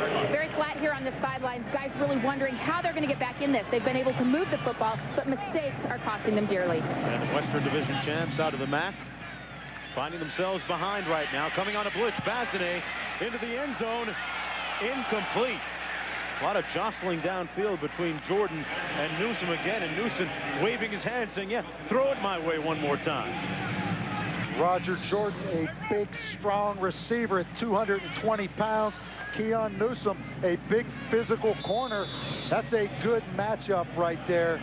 And this guy here, Mark, has a chance to be an NFL player as well. Keon Newsome from Georgia, 29 starts, their #1 tackler at safety. Now he's a corner. 29 seconds to go in the half. Basney on the option, keeps it himself and falls down at the 20-yard line, a couple yards short of the first down. The flag on the play, though. Looks like it was a little movement against Bowling Green up front. Offside on the defense has been declined. The result of the play. Boy, this all started with the interception thrown by Josh Harris. Look how far and how quickly Northwestern's moved it down the field. And coming up on the halftime report with Reese, Trev, and Mark. News from the nation's capital on Steve Spurrier and a little hot water there and some referee talk. And a preview of the Insight Bowl coming up. That's right after us. Northwestern's last bowl win came way back in 1949. Wildcats, who many considered to be the surprise team in the 48 college season, knocked off California 20-14. 47 years would go by before the Wildcats would play in another bowl game. The 1949 Rose Bowl was also Northwestern's first and last victory in a bowl game. Is that what Pasadena looked like, Bob? Huh? It's grainy black and white. Look at their bowl history. And Mark, their 5th bowl since 1882. I did a little calculation on that. That's one bowl game every 23 years. And the last time they played in a bowl game, they got manhandled by Nebraska down at the Alamo Bowl, 66-17. So 5th bowl game since 1882. It puts it in perspective what a fine job Gary Barnett and Randy Walker have done going to bowl games here in the last 10 years. Let's go downstairs to Holly for more on that. Well, guys, some people may have thought Northwestern would be disappointed to come to the Motor City Bowl in Detroit, just a little bit away from Chicago. Randy Walker said not so. So many people had written off this program after the tragedy with Rashidi Wheeler, after their 2 losing seasons and everything that's happened. He said, our guys are thrilled. He said, I have never been so proud of a team. This has been the most gratifying team of my career, and that's because they have never given up. They're grateful to be here in this bowl game. Yeah, he talked about how his team was running on empty the last time that they played Bowling Green because of that tragedy with the late Rashidi Wheeler, how it took a lot out of his team emotionally. Didn't have much left in the tank. 3rd down and 2 for the Wildcats. Got to get to the 18. Here's the throwback to the quarterback, but Heron couldn't get rid of it. Bottled up at the 23, and they'll lose some yardage. They've got timeouts remaining. And a great job, Mark, by number 97, Will Teague, the defensive end, peeling off right there. What they wanted to do was throw back to the quarterback. And look right here. It's like he was in the huddle. He smells that thing coming. He's going to sit at home, wait for Bazinet. Pretty good bump and run technique right there by the big defensive end. But that's a disciplined plus a great call right there, because he actually was dropping off into coverage. Both these coaches not afraid to take chances. We've seen it already. And we talked about Northwestern's bowl history. Here's a look at Bowling Green's bowl history. Played Mercy in 1961 and Las Vegas the last time in 1992. And Bowling Green played in their first ever Las Vegas Bowl in '92 against Nevada. The Falcons scored on their first 4 possessions, taking a 28-3. There's the throwback right there. 28-3 halftime lead in the second half. Nevada scored 31 unanswered points, taking a 34-28 lead, and with 22 seconds left, Eric White hit Dave Hankins on 4th down for the game-winning score as Bowling Green won 35-34. Love those old ESPN graphics too. Here's Huffman in for the field goal attempt. This one coming from 40 yards out. He made one earlier from 31. Huffman, no good. Might have been partially blocked. Javon Burks, number 3, may have gotten a hand on it.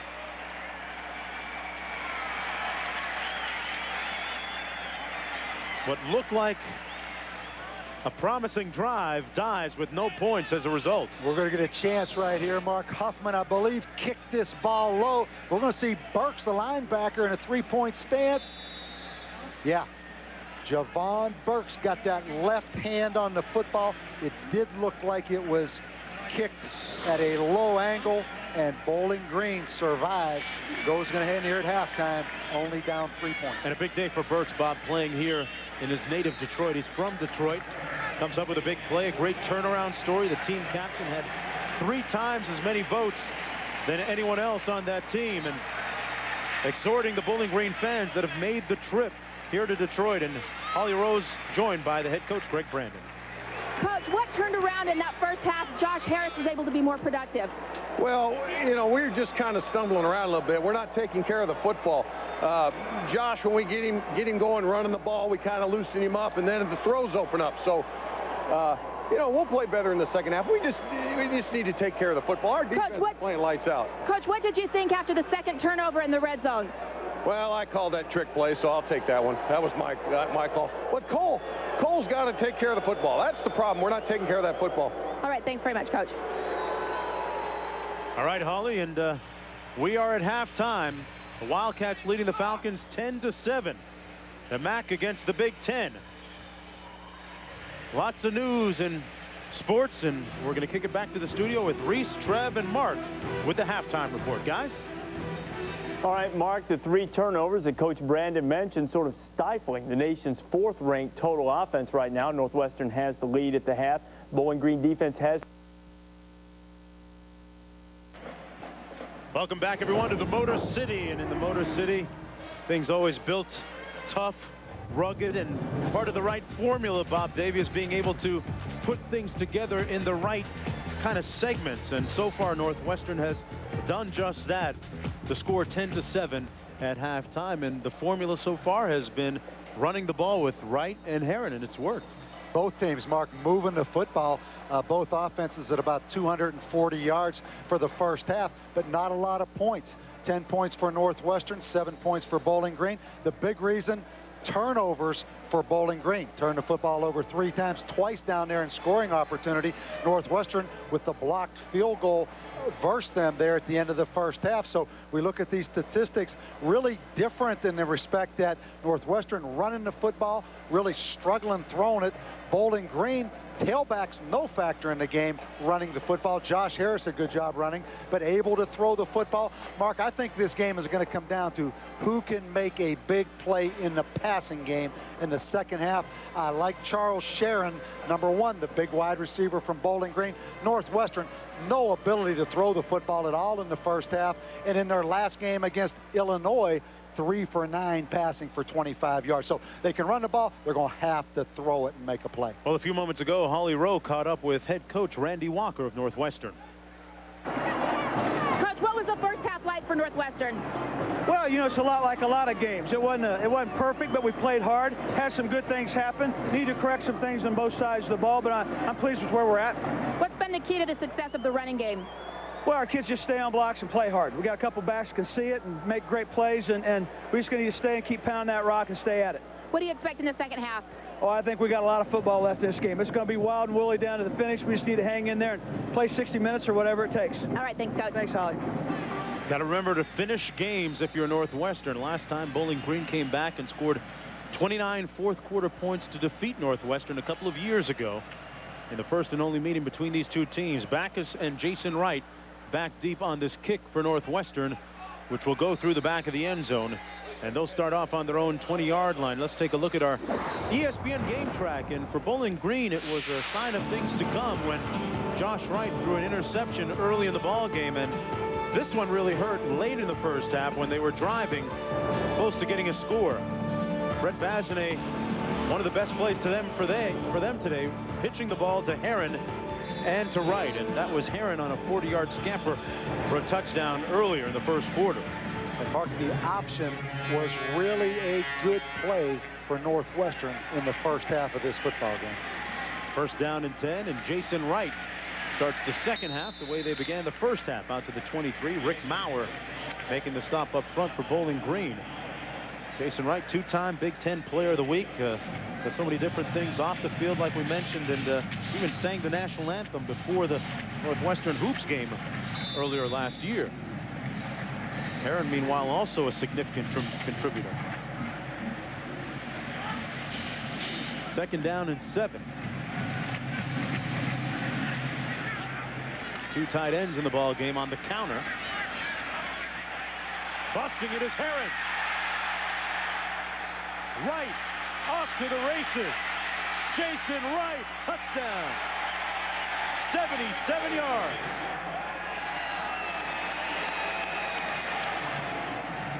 If one doesn't get you, the other one will.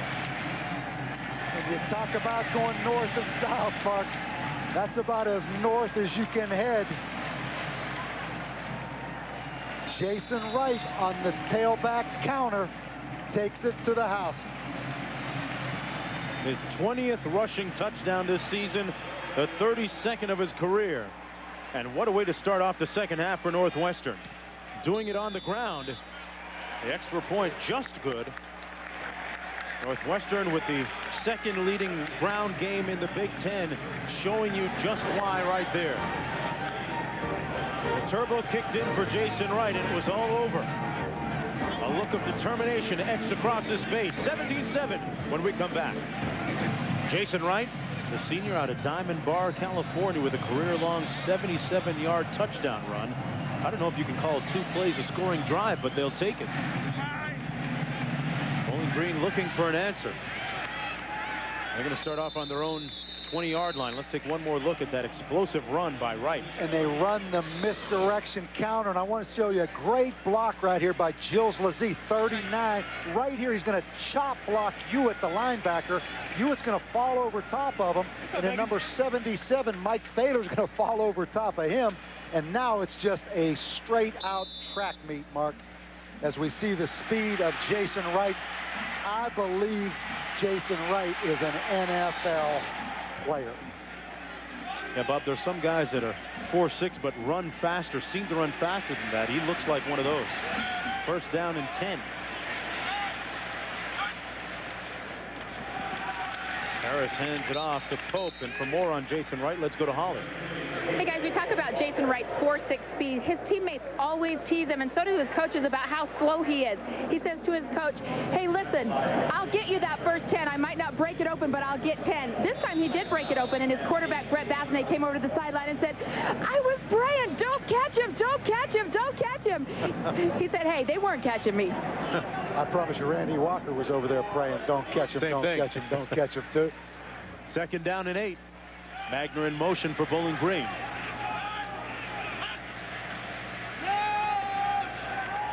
Harris completes it to Magner, close to the first down marker, and he's going to get the first down just beyond the 30. Dominic Price making the stop on the play. Mark, the NFL looks for a lot of things. I'm talking about NFL scouts watching this game, NFL coaches at home watching it on television. Number one is arm strength, all those things, athleticism. Another thing they look for, how do you come back when your football team's down? Don't forget 2 years ago in Evanston, 29 points in the 4th quarter. Josh Harris led Bowling Green. So he's been in this situation before. First down and 10. Harris pulls the trigger, completes it over the middle at the 38-yard line to McGrady. Harris with some pretty good numbers today, except for those 2 interceptions, but he's run the ball well. The quarterback decided he's done it with his arm as well. Struggled with interceptions, the 2 that I mentioned. There was one of them, and one of them happened very early. This was the other one late in the first half, which killed the scoring drive. Price with a pick. Second down and 3.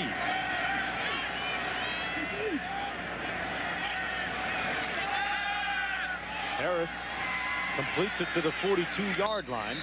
It'll be a first down. Went to McGrady once again.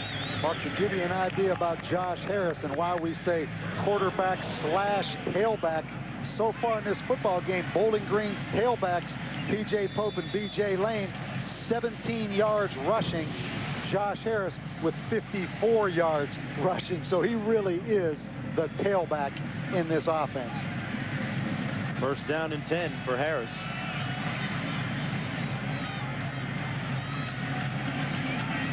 Harris has meant so much to Bowling Green over the last 4 years. They love the bubble screen out of that formation, Mark. We saw it earlier in the game as well. Here it is to Sanders, and for more on Harris, here's Holly. Well, guys, in the first half, Miami coach Terry Hepner, that beat this Bowling Green team twice, told me the key to Josh Harris is making him run on the and throw on the run. When he stands back in the pocket and just throws the ball like he's doing right now, he is unstoppable. He is so efficient. He said the way we've beaten him is force him to throw on the run where he is not as efficient. Right now, we're seeing Bowling Green try to keep him standing still where he's at his most effective. Second down and 7. From the 46. Goes up top for Magner. Incomplete. Incomplete at the 20-yard line. It was intended for Magner, broken up by Jarvis Adams, number 23.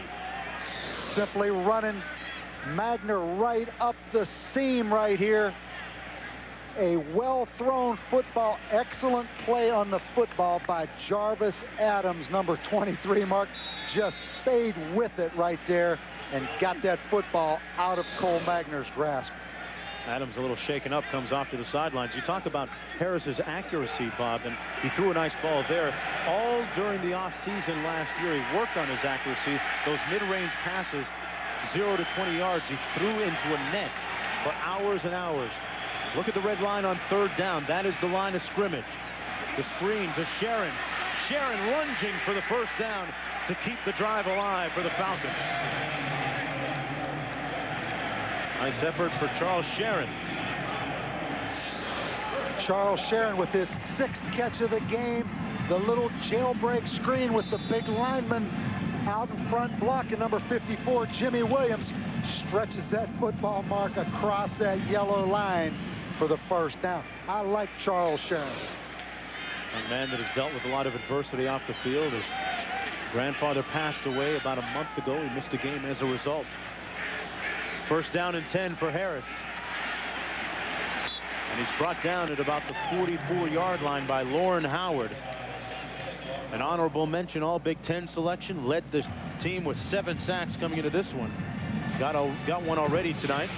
And Lauren Howard is the most impressive defensive lineman, in my opinion, on this football team. 15 tackles for loss, 8 sacks. He's from Scottsdale, Arizona. Mark, he had 42 offers out of high school. Came down to Washington, Arizona State. Came to Northwestern. His uncle played football at Northwestern. Bob, on the 9th play of the drive, Harris fires a dart complete to Magner at the 33, and another Bowling Green 1st down. He beat Dominic Price that time in on the coverage. And Northwestern playing a lot of man-free coverage. Dominic Price, number 8, locked on Cole Magner. You're going to see Josh Harris step up. Excellent throw, excellent catch. Northwestern felt they could play man-to-man coverage. And there's Cole's grandfather and father from in Alaska. Palmer, Alaska. They think it's balmy today in Detroit, Mark. 1st down and 10. Inside anyway. Harris on the move this time, once again to Magner. Near another 1st down at the 22. Backus. Talk about Magner being a 2-sport athlete. He's going to be joining Dan Dockich's basketball team January 3rd. Well, and you see the plan. The 1st half adjustment at halftime. Greg Brandon coming out and throwing the football extremely well here in the 2nd half.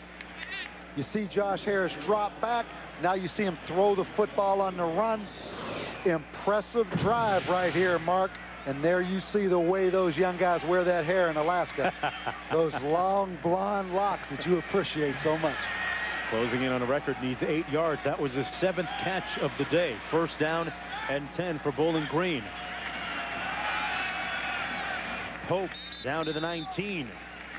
One of the keys for Bowling Green is not to implode in the red zone. Mark, that's an excellent point.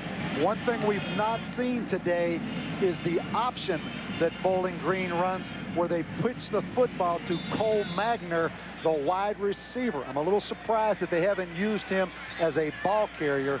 That's been kind of a signature play for Bowling Green throughout the season. On 2nd down and 7 from the 19, this is the 12th play of the Bowling Green drive.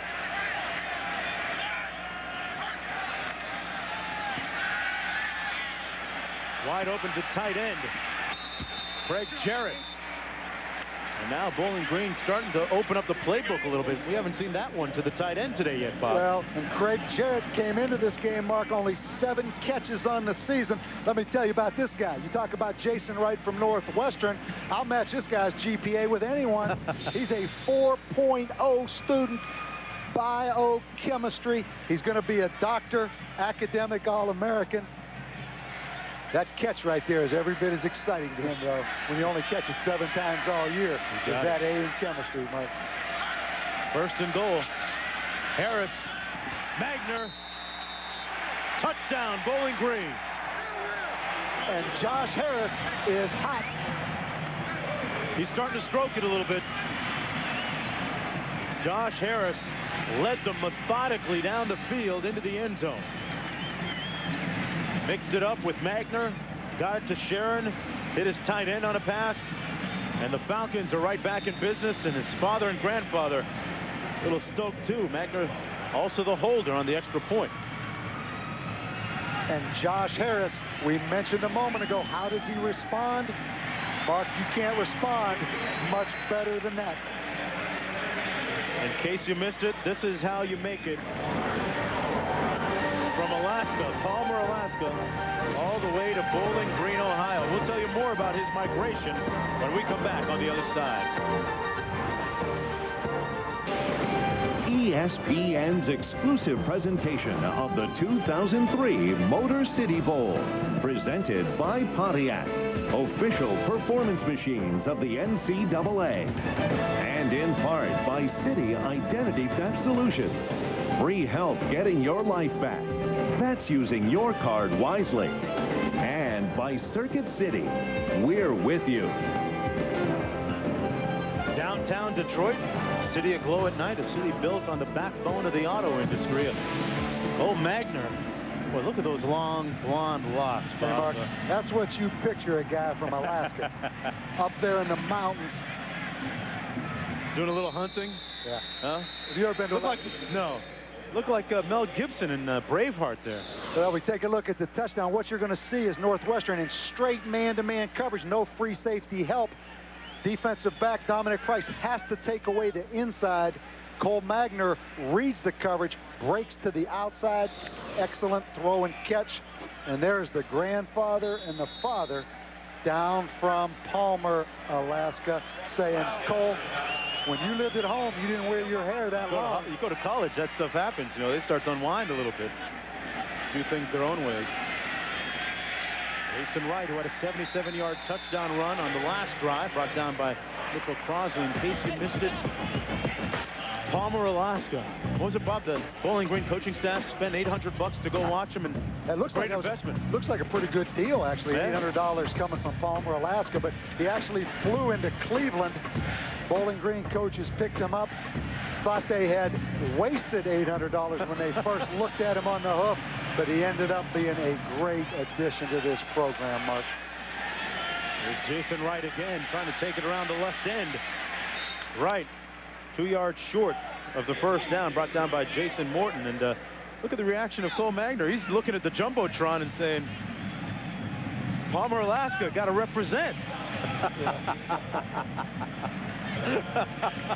So they're watching. Yeah, you know, Bob, to answer your question, no, I've never been to Alaska, but I've eaten a lot of Alaskan salmon. Well, I heard you talking about all that salmon, like you've been out there in that stream, casting that line. They're down in 2. Basney out of the shotgun. Complete for the first down to the 33. Jason Wright can hurt you so many different ways, as a runner, as a receiver. Again, Mark, I say Jason Wright is an NFL player right here on 3rd down and 2. Pretty good throw by Basney, and a big first down right there by Northwestern. Chosen by his head coach Randy Walker to give the players' speech at the Big Ten banquet. Respected by all. Jason Wright, 1st down and 10. Heron in the ball game for him. This is Heron, who has scored a touchdown on a 40-yard run already tonight. Down to the 37. Capital One Bowl Week continuing on ESPN tonight at 8:30 Eastern, when California from the Pac-10 faces Virginia Tech from the Big East in the Insight Bowl. Bearcats are the only team to beat top-ranked USC this season. And Kevin Jones, Mark, check that the Bears decided to come out in next year's NFL draft. He's a heck of a football player. Oh. Big physical running back. 2nd down and 7. Flag down on the play. Heron brought down after a gain of about 2. We're going to get a holding penalty, Mark. The same counter play that Jason Wright scored the touchdown on, but they held on the backside. For more on Heron, let's go to Holly. Holly? Shredding the Bowling Green defense right now. Noah Heron shredding the Bowling Green defense, but look at his shirt. It is completely shredded. He wears this shirt underneath his jersey. He's had it for 2 years, and he says he is not taking it off. It is completely good luck, and he's not going to tear off those big strings that are hanging down. He thinks it's a sign of pride and a sign of being a warrior. So far, so good for him today in the lucky shirt. Holly hasn't taken it off for 2 years. I hope he's washed it. 2nd and 17. That was Northwestern's first penalty of the ball game. Jailbreak screen to the short side of the field. Nothing happening as Keon Newsom, who's switched to corner for this game, brought down Mark Fillmore. How you beat the jailbreak screen, Mark, is to beat the blockers. And that time, Keon Newsom just exploded before Kunle Patrick could make the block.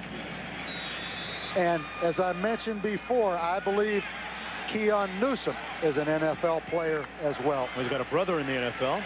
Kendall Newsom plays wide receiver for the Miami Dolphins. Third down at 19. Empty formation, 5 receivers for Bazinet. Going up top. Contact. And the catch made unbelievably by Mark Fillmore, who came right back to make the play. He beat the All-American Jansen Patton on the play. Pass interference, defense has been declined. The result of the play is the first down. He beat a good DB on that, Bob. And Mark Fillmore, Mark, we're going to see here at the bottom, he's their speed receiver. Just a simple takeoff route against man free. Jansen Patton really panicked a little bit. I mean, he was in great phase right there, but he panicked, got locked up on Fillmore, and pass interference penalty, no factor as they take the play. Great ball thrown by Bazinet as well. First down and 10. Handed off to Jason Wright. Wright getting big chunks at a time. Pipko making the stop. But Wright closing in on a Motor City Bowl record, carrying momentum from the last game of the regular season against Illinois. You want to see how to close a run. Watch at the end of this, Jason Wright on Morton, the safety right there. What now, as this thing finishes, he just flat ran him over. Number 19, Jason Morton. Look at that. Northwestern's rush offense soon to eclipse the bowl record. And they will soon if Wright has anything to do with it. Still in open space. Fumble. And Bowling Green recovers at the 11. Jansen Patton pounced on the loose ball.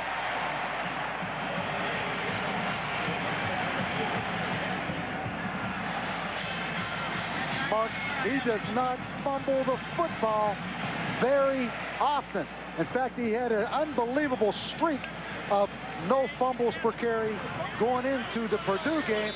But right here on the tailback counter again, he creases them north and south. Right there, Keon Newsom comes in and does an excellent job of stripping that football, and Jason Patton, number 2, gets the recovery. And Josh Harris going to try and capitalize on that turnover with the ball when we come back. Back, everyone, to the 7th edition of the Motor City Bowl. Northwestern with a 3-point lead over Bowling Green. First down and 10 now for the Falcons on their own 11-yard line after the fumble by Jason Wright. Turnovers, a big part of the storyline in this game so far.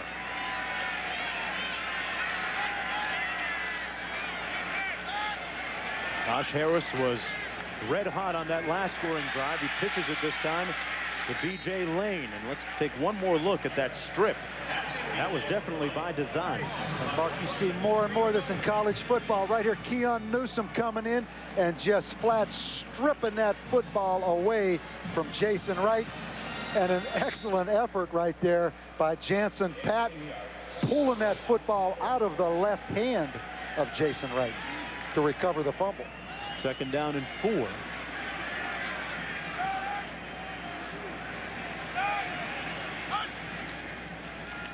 Harris on a predetermined run keeps it himself. It's going to be right near the first down marker where he's tackled by Luis Castillo. We approach 4 minutes to go now in the third period. Bowling Green coming in 10-3 overall. Champions of the Western Division in the MAC Conference. First-year head coach Greg Brandon winning 10 games. Those 10 wins are the most by any first-year coach in D1A football history. And Bowling Green's 3 losses, Mark, we see twice to Miami, Ohio, once at Ohio State, a 24-17 game in Columbus. On 1st and 10. That time Harris brought down hard by Clark at the 15-yard line. Colby Clark, normally a defensive tackle. They move him to defensive end for this game, and he just ragdolls Josh Harris at the end on the option. Loss of about 5 on the play. 2nd down and 15. This game not quite the shootout that we expected coming in. Turnovers, Mark. A shootout in regards to a lot of yardage in this game, but because of the turnovers, not many points. Both teams are well over 300 yards of total offense. Harris complete. Hits his tight end, his 2nd catch of the game for Craig Jarrett. Makes it out to the 23-yard line. About 6 yards to go for the 1st down. 3rd down coming up. Josh Harris, the son of M.L. Harris, former NFL player with the Cincinnati Bengals. 3rd down and 8 to go. And Mark, we see that red line again. It's all about controlling this line to get to this line, starting with pass protection right now. Harris knocked away nicely at the 33-yard line. Good closing speed by Pat Durr, the 5th-year senior linebacker. It'll be 4th down. And you needed a great play on the ball by Pat Durr, because the pass protection here against the 3-man rush, excellent pass protection. Josh Harris, plenty of room to step up, and Pat Durr, an excellent break on the ball right there for a linebacker. And with that visor, Mark, you'll wonder how he can even see the football. Look a little like Darth Vader with that thing on. Nate Fry in for the 3rd punt of the day for him. 2:21 to go in the 3rd quarter.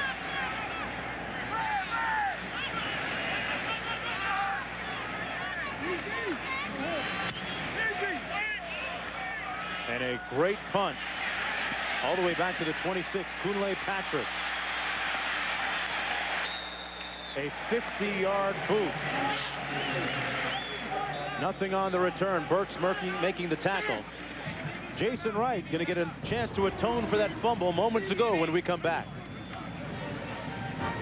I'm Mark Jones along with Bob Davey and Holly Rowe down in the field. Jason Wright has eclipsed the Motor City Bowl rushing record, and a chance now to add to the total. Out over the 30 to the 32, brought down by Mitchell Crossley. Wright has rushed for 200+ yards already today.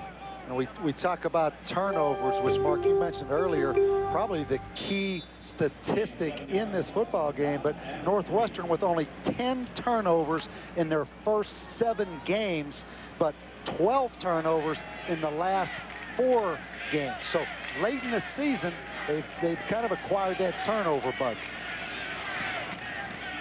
Basney keeps it himself, has the 1st down, and speaking of turnovers, they put it on the ground again. Bowling Green has it near midfield at the 49. And now the official is going to come back and say he was down. Wow. Well, Basney on the quarterback wrap play. We're going to get a great look at it right here. That football is out without any doubt. P.J. Carswell actually hitting the football with his knee. You can hear the fans here react. Or at least the Northwestern, the Bowling Green fans reacting. Mark, that was an awful call. No question about that. Bowling Green Falcon fans clad in orange, voicing their displeasure. Basney forced to take off and drilled right on the sideline at the 47 by Mitch Hewitt. Let's take one more look. I don't think there's any doubt that that was a fumble. Well, Mark, I think it's pretty obvious right here. Obviously, Basney's knee is not down, and that football is out right there. Greg Brandon watching the replay on the Jumbotron. Watch his reaction. I don't blame him, Mark. He's putting his arms up saying, you may as well rob me. That was a stick-up. And the Conference USA officials definitely missed that call. And run the ball, Jason Wright. Brought down by Mitchell Crossley. Adding to that total.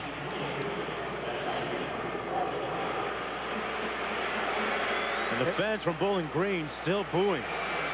That's okay if the fans boo, Mark, but it's important that these guys right here forget about that fumble. That fumble is over. Worry about this 3rd down and 2 right here. Bowling Green spent 7 weeks ranked in the national polls. Looking to get back there with a win here. 3rd down and 2. Right, rocked at the 49 by Mitch Hewitt.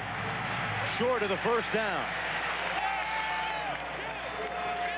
4th down coming up. Do you go for it here, Bob, or do you I don't punt? think so, Mark. I think you punt this football, but amazing sometimes bad calls and negative things can inspire a defense or inspire a football team. It looks right here like that call on the fumble inspired this Bowling Green defense. That's the last play of the 3rd quarter. And remember, the last time these two teams hooked up, Bowling Green was inspired by some 4th quarter magic to come back and win. Looking for that magic again when we come back. Here for the start of the 4th quarter. Northwestern leading by a field goal. Set to punt here on 4th down. Huffman with his 4th punt of the day. A high spiral.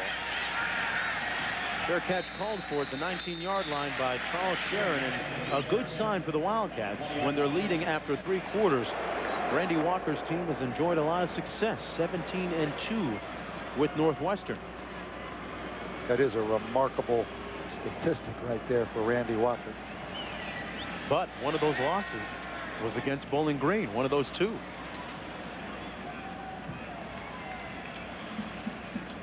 Josh Harris and Bowling Green, Mark, I think it's extremely difficult for them to run the football. I really think the passing game is there for Bowling Green against this 3-3-5 man-free type defense that Northwestern's playing. Harris started to play lights out on the last drive. Flushed out of the pocket, brought down from behind with a forearm from Pat Durr. Made it out to the 26-yard line, got about 6 on the play. Well, there's no doubt that Josh Harris is unofficially, but in my mind officially, Bowling Green's tailback. How difficult it is to stay in rush lanes, and Pat Durr, the linebacker, comes in there and strips at that football, but I do believe Josh Harris was down. But Mark, turnovers in bowl games. The last time Bowling Green played, December 4th. The last time Northwestern played, November 22nd. You cannot scrimmage a lot in bowl preparation, and you see because of that a hard time protecting that football. Pass complete out to the 34, and James Hawkins with his 2nd catch of the game. Let's take a look at our ESPN game track. The young man from Diamond Bar, California, has played like a 24-karat diamond. Jason Wright has set a bowl game record. There have been a total of 5 turnovers in this ball game. And maybe the most controversial was one that wasn't ruled a turnover. Bazinet fumbling. It was ruled by the officials that he was down. The replay clearly showing that he was not. 1st down and 10 for Harris at the 34 for Bowling Green. Going up top. And almost intercepted by Marvin Ward. And Mark, a great job by number 10, James Hawkins, of going up and keeping that from being interception by Marvin Ward. At some point, if you're on offense, you have to become a defensive player. We got a flag back at the 26. Personal foul, roughing the passer, defense, 15-yard penalty, automatic, 1st down. Going to move the ball all the way near midfield. Mark, you're going to see Jarvis Adams. Wait a second. Lauren Howard comes in there late and pulls Josh Harris to the ground. Lauren, that wasn't very smart, and it really wasn't worth it, because if you're going to take a shot, take a shot. That was a little arm tackle right there. Didn't really hit him that hard. 1st and 10 as a result. Magner in motion. At some point, Bowling Green's going to go to Charles Sharon on the backside of this trips formation, Mark. Incomplete pass. No flag on the play. There was a lot of contact between Hawkins and Ward, and man, Greg Brandon is going to pop his neck string. We're going to look. Well, we get a chance to see Josh Harris point that finger, and Greg Brandon go after that Conference USA official. But here's what he saw right here. He's mugging him right there. Marvin Ward, number 31, on number 10, James Hawkins. And you got these fans at Ford Field in these orange shirts, Mark. They're upset, and they should be. To no avail, though, on 2nd and 10 now. Magner underneath made the catch. Falls forward to the 47-yard line where John Pickens makes the stop. It'll be 3rd down. And about 7 to go, 6 to go for Bowling Green. And they've not led all game. You're right, Mark, and they're scratching and clawing back in this, but I'm impressed with the Bowling Green turnout here at this football game. Greg Brandon emailed every one of Bowling Green's students, told them to tell their parents what I want for Christmas is a ticket to the Motor City Bowl, and there's a bunch of them that have shown up. A bunch of them watching that replay Jumbotron that you saw in the background a few moments ago. Magner with the 1st down at the 32-yard line, working on Dominic Price. A lot of people know about Palmer, Alaska now, don't they? And at some point, Dominic Price has to get outside alignment on Cole Magner and force him inside, Mark. He keeps playing inside leverage, which means he's taking away the inside, and Magner again just runs away and breaks to the outside. I still believe the passing game is there all day for Bowling Green, and at some point they're going to go to Charles Sharon down the field, number 1. 1st down and 10 for Bowling Green from the 32. Harris. Catch made by Hawkins. And a Falcon 1st down all the way down to the 13-yard line. Hawkins with another catch and a 20-yard pickup. Hawkins, a 3-year starter. He had 106 yards receiving against Purdue. You're going to see him in motion. He may have turned up a little bit early, but now it's zone coverage and just a crossing route, and he is wide open. As you see Dominic Price, who's responsible for that flat area of the field in zone coverage. Hawkins got in behind him, Mark. Josh Harris had his coming out party against Northwestern a couple of years ago. Looking to do well again here. The pitch goes inside to Pope, who's brought down immediately after a gain of about 1 on the play. Josh Harris, married player and married to that young lady, Tammy Harris, his wife. I'll tell you what she sees right now, Mark. She's an astute football fan. She sees Northwestern, a lot of man-free coverage, outnumbering them in the box to try to stop the running game.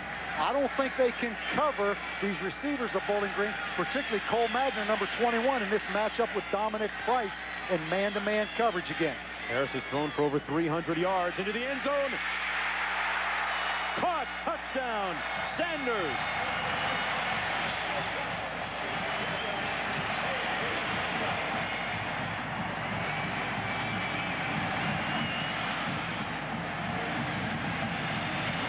Well, we asked the question, is Josh Harris accurate enough in the short to mid-range passing game, Mark? I think he's answering that here in the 2nd half of this football game. It's money time, and Josh Harris has responded here in the 2nd half. With 11:32 to go in the 4th quarter, Harris and Bowling Green with their first lead of the ball game now on the pass to Steve Sanders. Is Bowling Green leading by 4. Their first lead of the ball game with 11:32 to go here in the 7th edition of the Motor City Bowl. Josh Harris 6 of 7 on that last drive. Here's the kick. Right. Jason Wright on the return. Wright got the right stuff. Jason Wright at the 5. Jelani Jordan made a touchdown-saving stop. Hey, Mark, we've got some bad info when you say this guy's 4'6". He plays faster than 4'6", and you have to love that he doesn't do a bunch of shake and bake. Right there, he just runs through the tackle. Keon Newsom downfield forces him back inside. Number 27, Jelani Jordan, gets him on the field. This guy is a football player, Mark. Fascinating, loving it, saying, yeah, give me a short field to work with. We're going to get him drafted tonight. This guy is an NFL football player. Well, he's making some money on these catches and these runs. Herron down to the 1-yard line. It'll be 2nd down and goal for Northwestern. What a tremendous swing. Fantastic ebb and flow in this ball game. Bowling Green scores a touchdown, and on the ensuing kickoff return, Northwestern takes the momentum right back. And special teams, another byproduct, Mark, which ties in with poor tackling in bowl games. But as I watch these bowl games unwind, tackling is a lost art in college football, whether on defense or special teams. 2nd down and goal. Noah Herron stopped up at the 2-yard line. It'll be 3rd down and goal. Newsom and Jason Morton, the 2 safeties, in on the stop. Jason Wright getting a breather after the long run back. 3rd down and goal coming up. How tough is it having Wright on the sidelines, Bob? Well, I'll tell you what, I'd get him one of those oxygen masks. I'd find a way to get him back in the football game. And right here on 3rd down, Mark, we see that red line. That red line is what it's all about, particularly down here on this goal line. Did you call a timeout to give Wright a breather and get him back in? I think that is a great point, Mark, and I look for Northwestern to run an... Both offenses starting to pick up the pace here in the 2nd half. Looking at 3rd down and goal now for Northwestern. On the option, Herron. Touchdown, Northwestern. Got a good block from Demetrius Eaton. And the Wildcats take the lead. And we mentioned option before we went to break.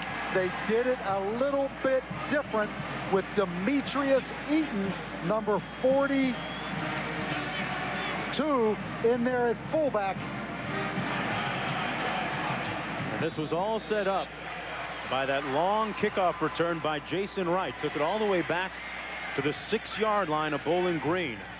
Herron with his 2nd touchdown run of the game, and the Wildcats leading by a field goal with 10:01 to go in the 4th quarter. This battle between the Big Ten and the Mid-American Conference. And Northwestern doesn't really have a fullback, so right here, Demetrius, Eaton is a linebacker, and you're going to watch him with the lead block right here out on the perimeter on number 19, Jason Morton. Bob, he just swallowed him up with that block, and a couple of roommates celebrating, Wright and Herron. 2 guys competing for the same job, but getting along and making it work. Great show of team chemistry and everybody buying into the team concept. Well, running back Kevin Jones will lead Virginia Tech as they face a Pac-10 team for the first time. Following us, coming up next, it's the Insight Bowl between California and Virginia Tech. It's part of Capital One Bowl Week on ESPN and ESPN2, the Insight Bowl. Can only hope that it's as exciting as this game. A lot of points. You think? A lot of yards in these bowl games, Mark. Hey, there's a lot of defensive coordinators, Bob, not sleeping too well at night. That's a tough job anymore, the way teams are spreading the field. And what's difficult, Mark, it's hard to practice when you're a defensive team and your offense is a spread offense, because you spend a lot of time spread out trying to defend formations and finesse running games, and then at some point you have to go tackle in a football game. Well, you get a sneaky feeling that Josh Harris and the offense will be up to the challenge. Here's Lane on the return. Lane out of bounds just beyond the 30. And speaking of Harris, here's the other half. Tammy with Holly. Well, I'm here with Tammy, who was a 5-time Big Ten champion, a 3-time All-American. What advice have you given Josh about mentally being tough in a situation like this? Mainly, Josh doesn't really need my advice. He does a great job. He keeps his head on straight. He stays focused. And most importantly, we rely on God for everything. And, you know, we've really been prayerful this season, and it's really helped a lot. Tell me a little bit what it was like when he was out throwing into a net hour after hour this summer to get ready for this season. I missed him a lot this summer. He was gone a lot, putting in extra work. But not only the net, but his receivers were out there with him all summer long, getting in extra reps and getting in some extra work together. And it's really helped because the team has been phenomenal this year. All right, thanks for your time, guys. That's Tammy Harris. All right, Holly, and Magner with the reception, now beyond the 40 to the 41. I bet you Tammy could probably run a couple of out patterns for him and help him practice a little bit, Bob, huh? She's a former track athlete. I mean, come on. I'll tell you what, that's some great genetics. I know they're just married, but you kind of think about that firstborn down the road. And no doubt. But right now, Mark, I think Cole Magner, number 21, Northwestern is going to have to defend him from outside in. Number 21 is eating them up right now, breaking away from coverage to the outside. They're going to have to funnel him inside a little bit. Magner in motion to the top of your screen. Harris on the rollout. And they strung it out well, brought him down at the 37-yard line. Tim McGarrigle, the leading tackler for that Wildcat defense. Under 9 minutes to go now in the game.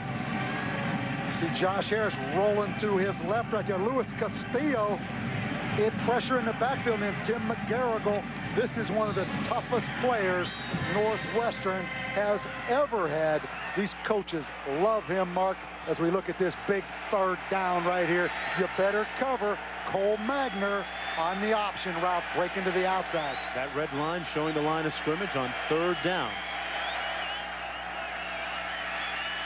Complete for the first down at the 47-yard line to Steve Sanders. And the Falcons looking for a late hit and a personal foul. Won't get it, though. It's a first down. I'm surprised they didn't get it right there.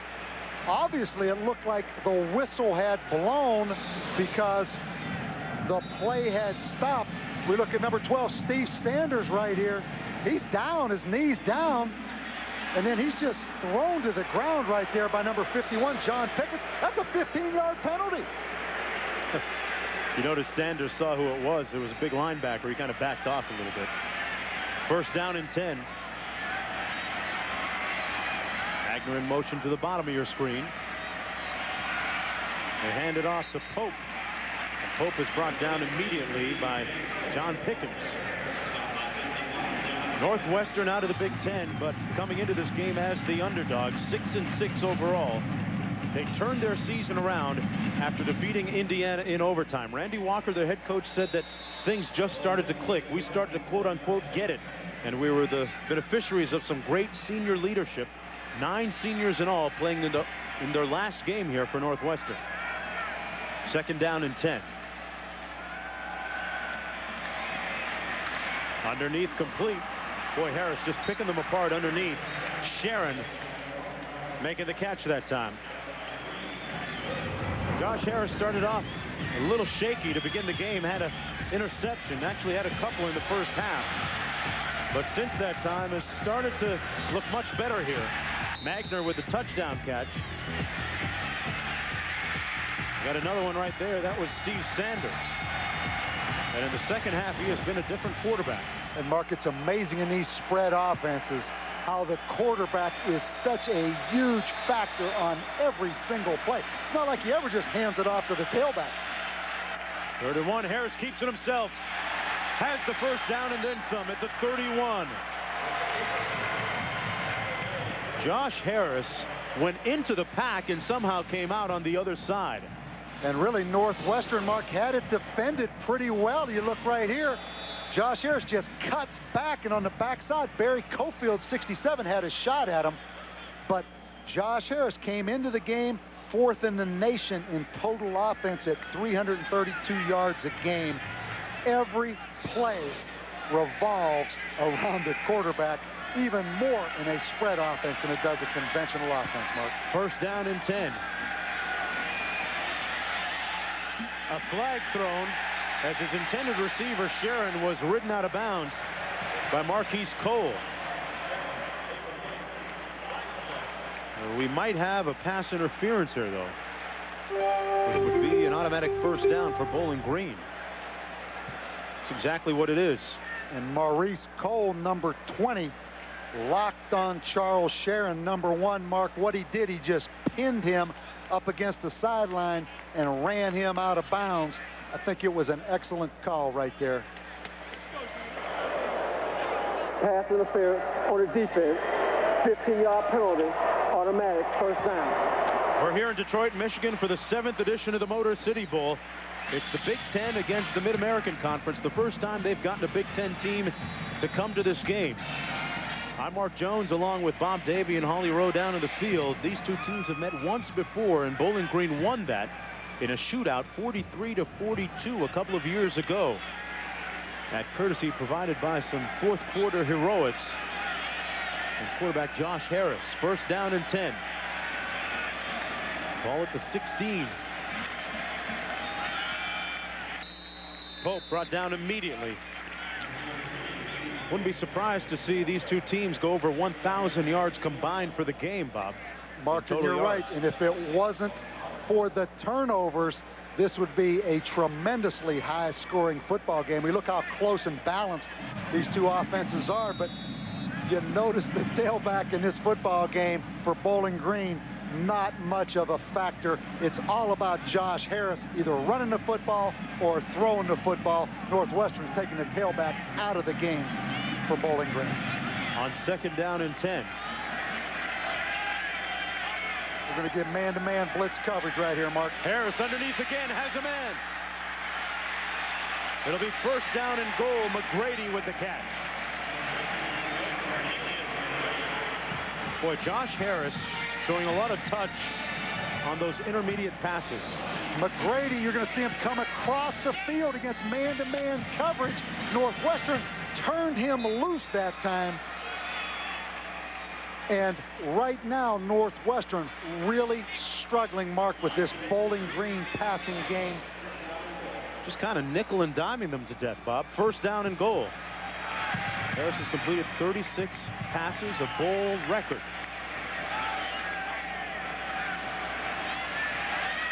Into the end zone, incomplete. Intended for McGrady. He was covered by Cole. It'll be second down and goal. And we always talk every week about red zone offenses and their proficiency inside the red zone. And it's difficult, Mark, for a couple reasons. Number one, obviously the field is not stretched vertically as much as it is when you're up the field because of the end line. But also, these offensive linemen, which are really different, they're down here in two-point stances, never get in a three-point stance and really run off the football. So the dynamics of this whole thing changes as you see those offensive linemen staying in that two-point stance. Empty, no backs on the 2-yard line. Second and goal. Harris, Bob, brought down immediately. It'll be third down and goal. They spread the field out, and his wife, Tammy, watching nervously. Her husband's team down by a field goal with 4:36 to go in the game. Big call coming up for Brandon. Well, you know one thing.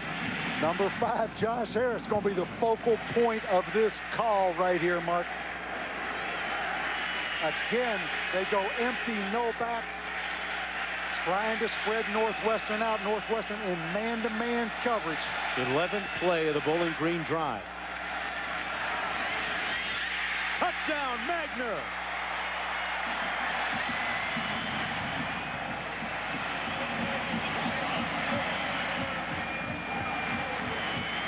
Josh Harris does it again. And again, force Cole Magner inside.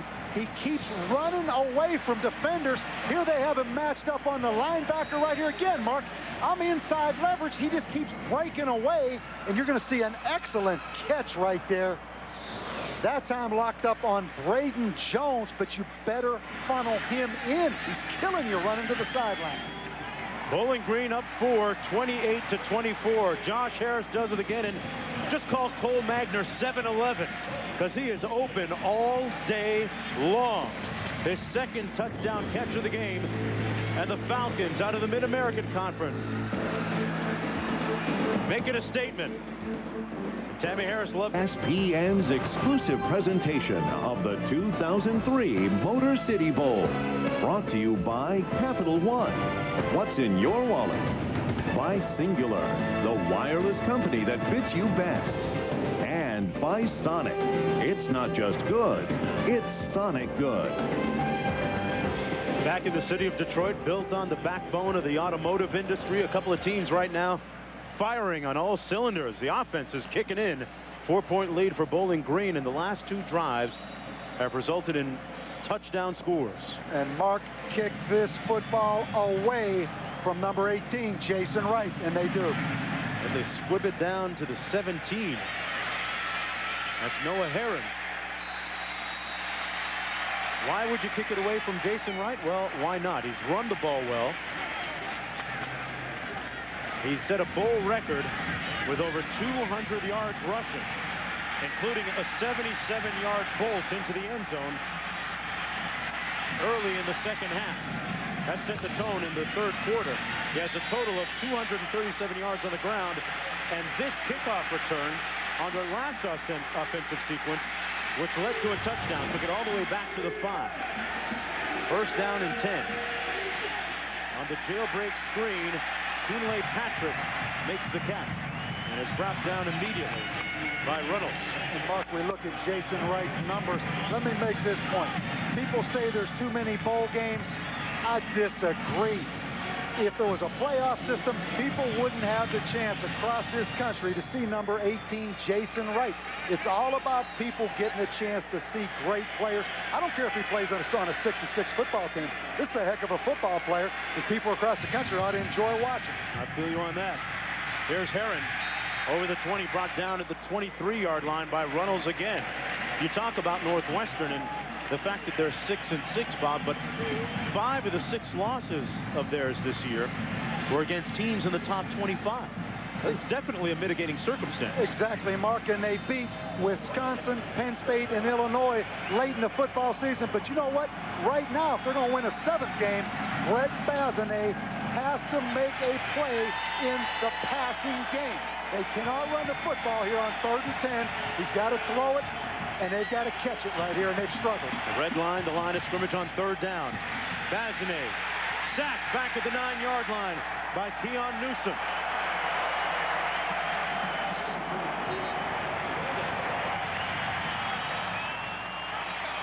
That's the first sack today for Bowling Green's defense. I'll tell you what, those guys are getting after it up there. I want to throw them in. But Keon Newsom, from safety to corner, now he's a linebacker, Mark, coming on the blitz. Huffman punting from the shadows of his own goalpost. Their catch at the 47-yard line called by Sharon. Bowling Green with a 4-point lead. 2:07 to go in the 4th quarter. Bowling Green coming in at 10-3, champions of the Western Division in the Mid-American Conference. 2 of those losses were to highly ranked Miami, Ohio. They've beaten some impressive teams this year, Northern Illinois as well as Purdue. And our Capital One players of the game, Jason Wright, with 336 all-purpose yards, over 230 yards on the ground, and Josh Harris. And the meter's still running for Harris. Let me tell you something else. They might be the 2 players of the game because of statistics, but Keon Newsom, as a defensive player, Mark, has done a lot of good things, as has Cole Magner, making some big catches. So a lot of stars in this game today. On 1st down and 10, Josh Harris. The clock is ally right now. Going to take it on a predetermined run and brought down from behind. And forget about handing that ball to the tailback. Snap it to your tailback. Newsom, who caused a fumble on Jason Wright earlier in the game at a key juncture. Might be a little bit too early to start mugging. We'll be right back after this.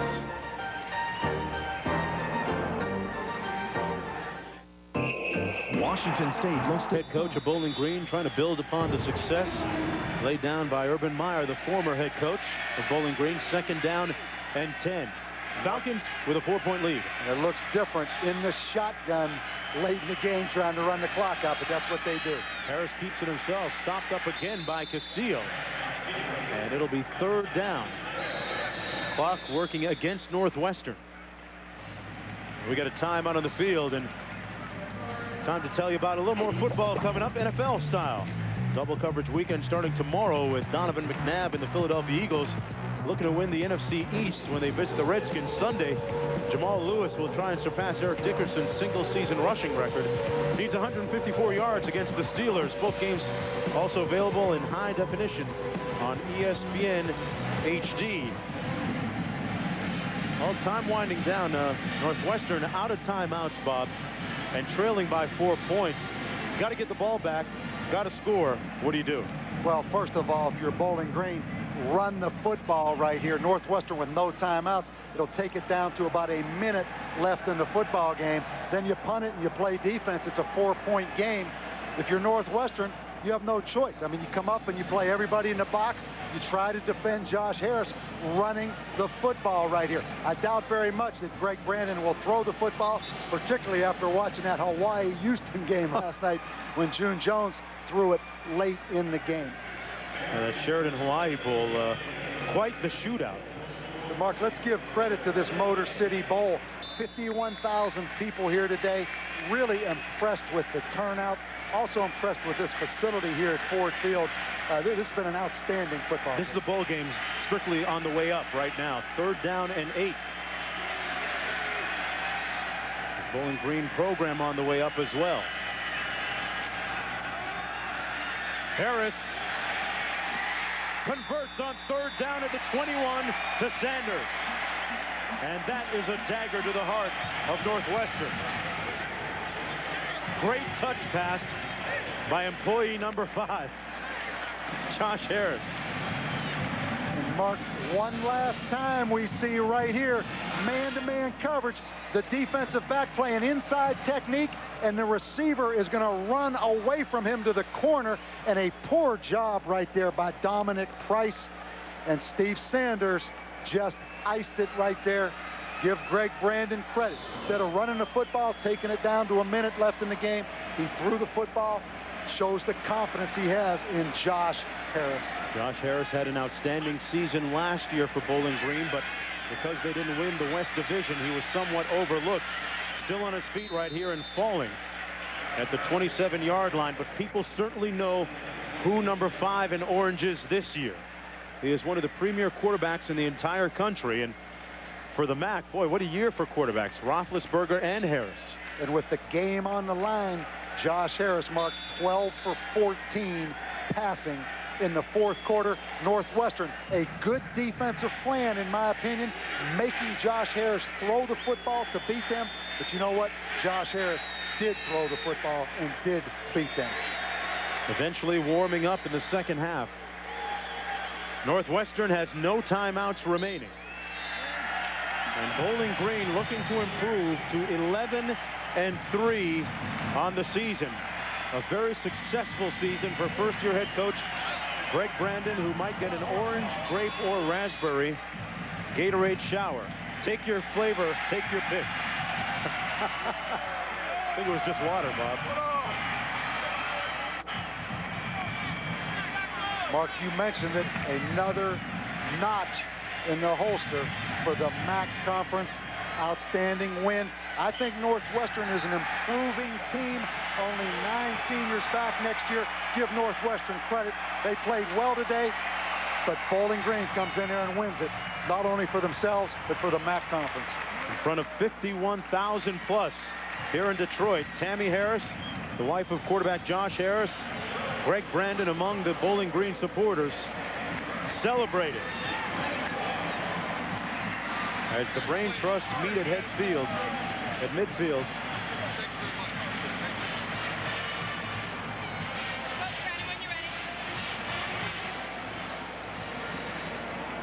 Wright had an outstanding game, and Holly Rowe is standing by with the winning coach, Coach Brandon. Coach, you said your team deserved to be in this game. What does this win prove? Well, it proves we deserve to be in this game because we can play with the big boys. You know, we beat Purdue, we beat Northwestern, we took Ohio State to the wire. We had a great season, and I'm so proud of my seniors and this football team. They fought to the end and won this game. What were you thinking when you entered the 4th quarter behind? That we had to catch up. I mean, we never, there was any doubt. No doubt creeps in. It was who believed the longest that was going to win this game, and we believed the longest. What did Josh Harris do today that made him even more special? everything that he always does. Just made plays left and right, ran the offense, improvised, and, you know, he's a great player, and we're going to miss him. He's a great player, a great human being, too. All right, thanks very much. Congratulations. All right, Holly. I'm trying to find Josh. And a successful season it was for Bowling Green, and another quarterback has a fantastic game in the postseason, in the bowl season.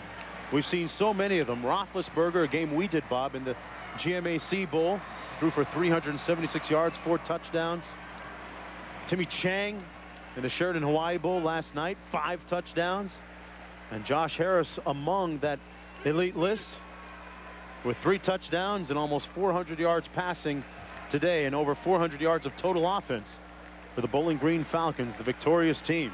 And Mark, to put it in perspective, both these teams, it's a long season. They start August 5th with preseason practice. Neither team really goes home for the summer, so they don't get a break. This has been a heck of a year for both these teams. Both teams ought to be proud of this effort. And Holly's standing by with our star of the game. Josh, what changed in the second half that allowed your offense to get rolling? I think that we just kind of settled down and, you know, stayed patient and kept believing in the offense. You know, our defense played an awesome game, you know, gave up some big plays, but when it came down to it, they saved us and gave us some time. And, you know, we got a great coaching staff and we figured things out. As much as Northwestern was able to run the ball, it didn't seem like your sideline ever had a sense of panic. How were you able to stay so calm? Because we're a good football team, you know, and good football teams stay poised in pressure situations. You're going to have adversity strike in every game, and the team that handles it the best is the team that's going to win. When Northwestern took away your running game, you were forced to sit back and pass. How were you able to get that done? You know, a great job by the guys up front, you know, protecting those big, strong guys for Northwestern. You know, they're not easy guys to block, you know, but we got guys that we believe in ourselves and we believe in this system, and, you know, we just were able to make the plays. What does this win say about Bowling Green and the MAC? I mean, I hope that it says a lot. I hope that it says that the MAC is able to compete. I hope that it says that Bowling Green is a great football team.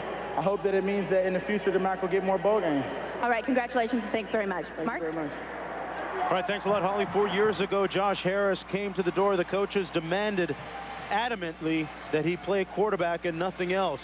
He played running back for the first few games, and then quarterback the final game of his freshman season, and has been onward and upward ever since. Coming up next, it's the Inside Bowl as Virginia Tech takes on California. This has been a presentation of ESPN, the worldwide leader in sports. For more, log on to ESPN.com. For the gang, I'm Mark Jones. Right now, let's go back to Reese in the studio. Okay, Mark, and we will get you out to the desert for Virginia Tech in California in just a little bit. Trev Alberts, Mark May here with me. And guys, you know, in this bowl season so far, the 6 previous winners in bowl games had averaged 392 yards passing. Bowling Green just about hit the number at 386. It's been all about offense. And Josh Harris, I don't know how you can say enough things about him as a quarterback. And so many times you see quarterbacks have the ability to sit back in the pocket, read defenses, and deliver. I don't know, Mark, that I've ever seen a guy who has the ability to move outside the pocket, running to his left, throwing across his body. Unbelievable.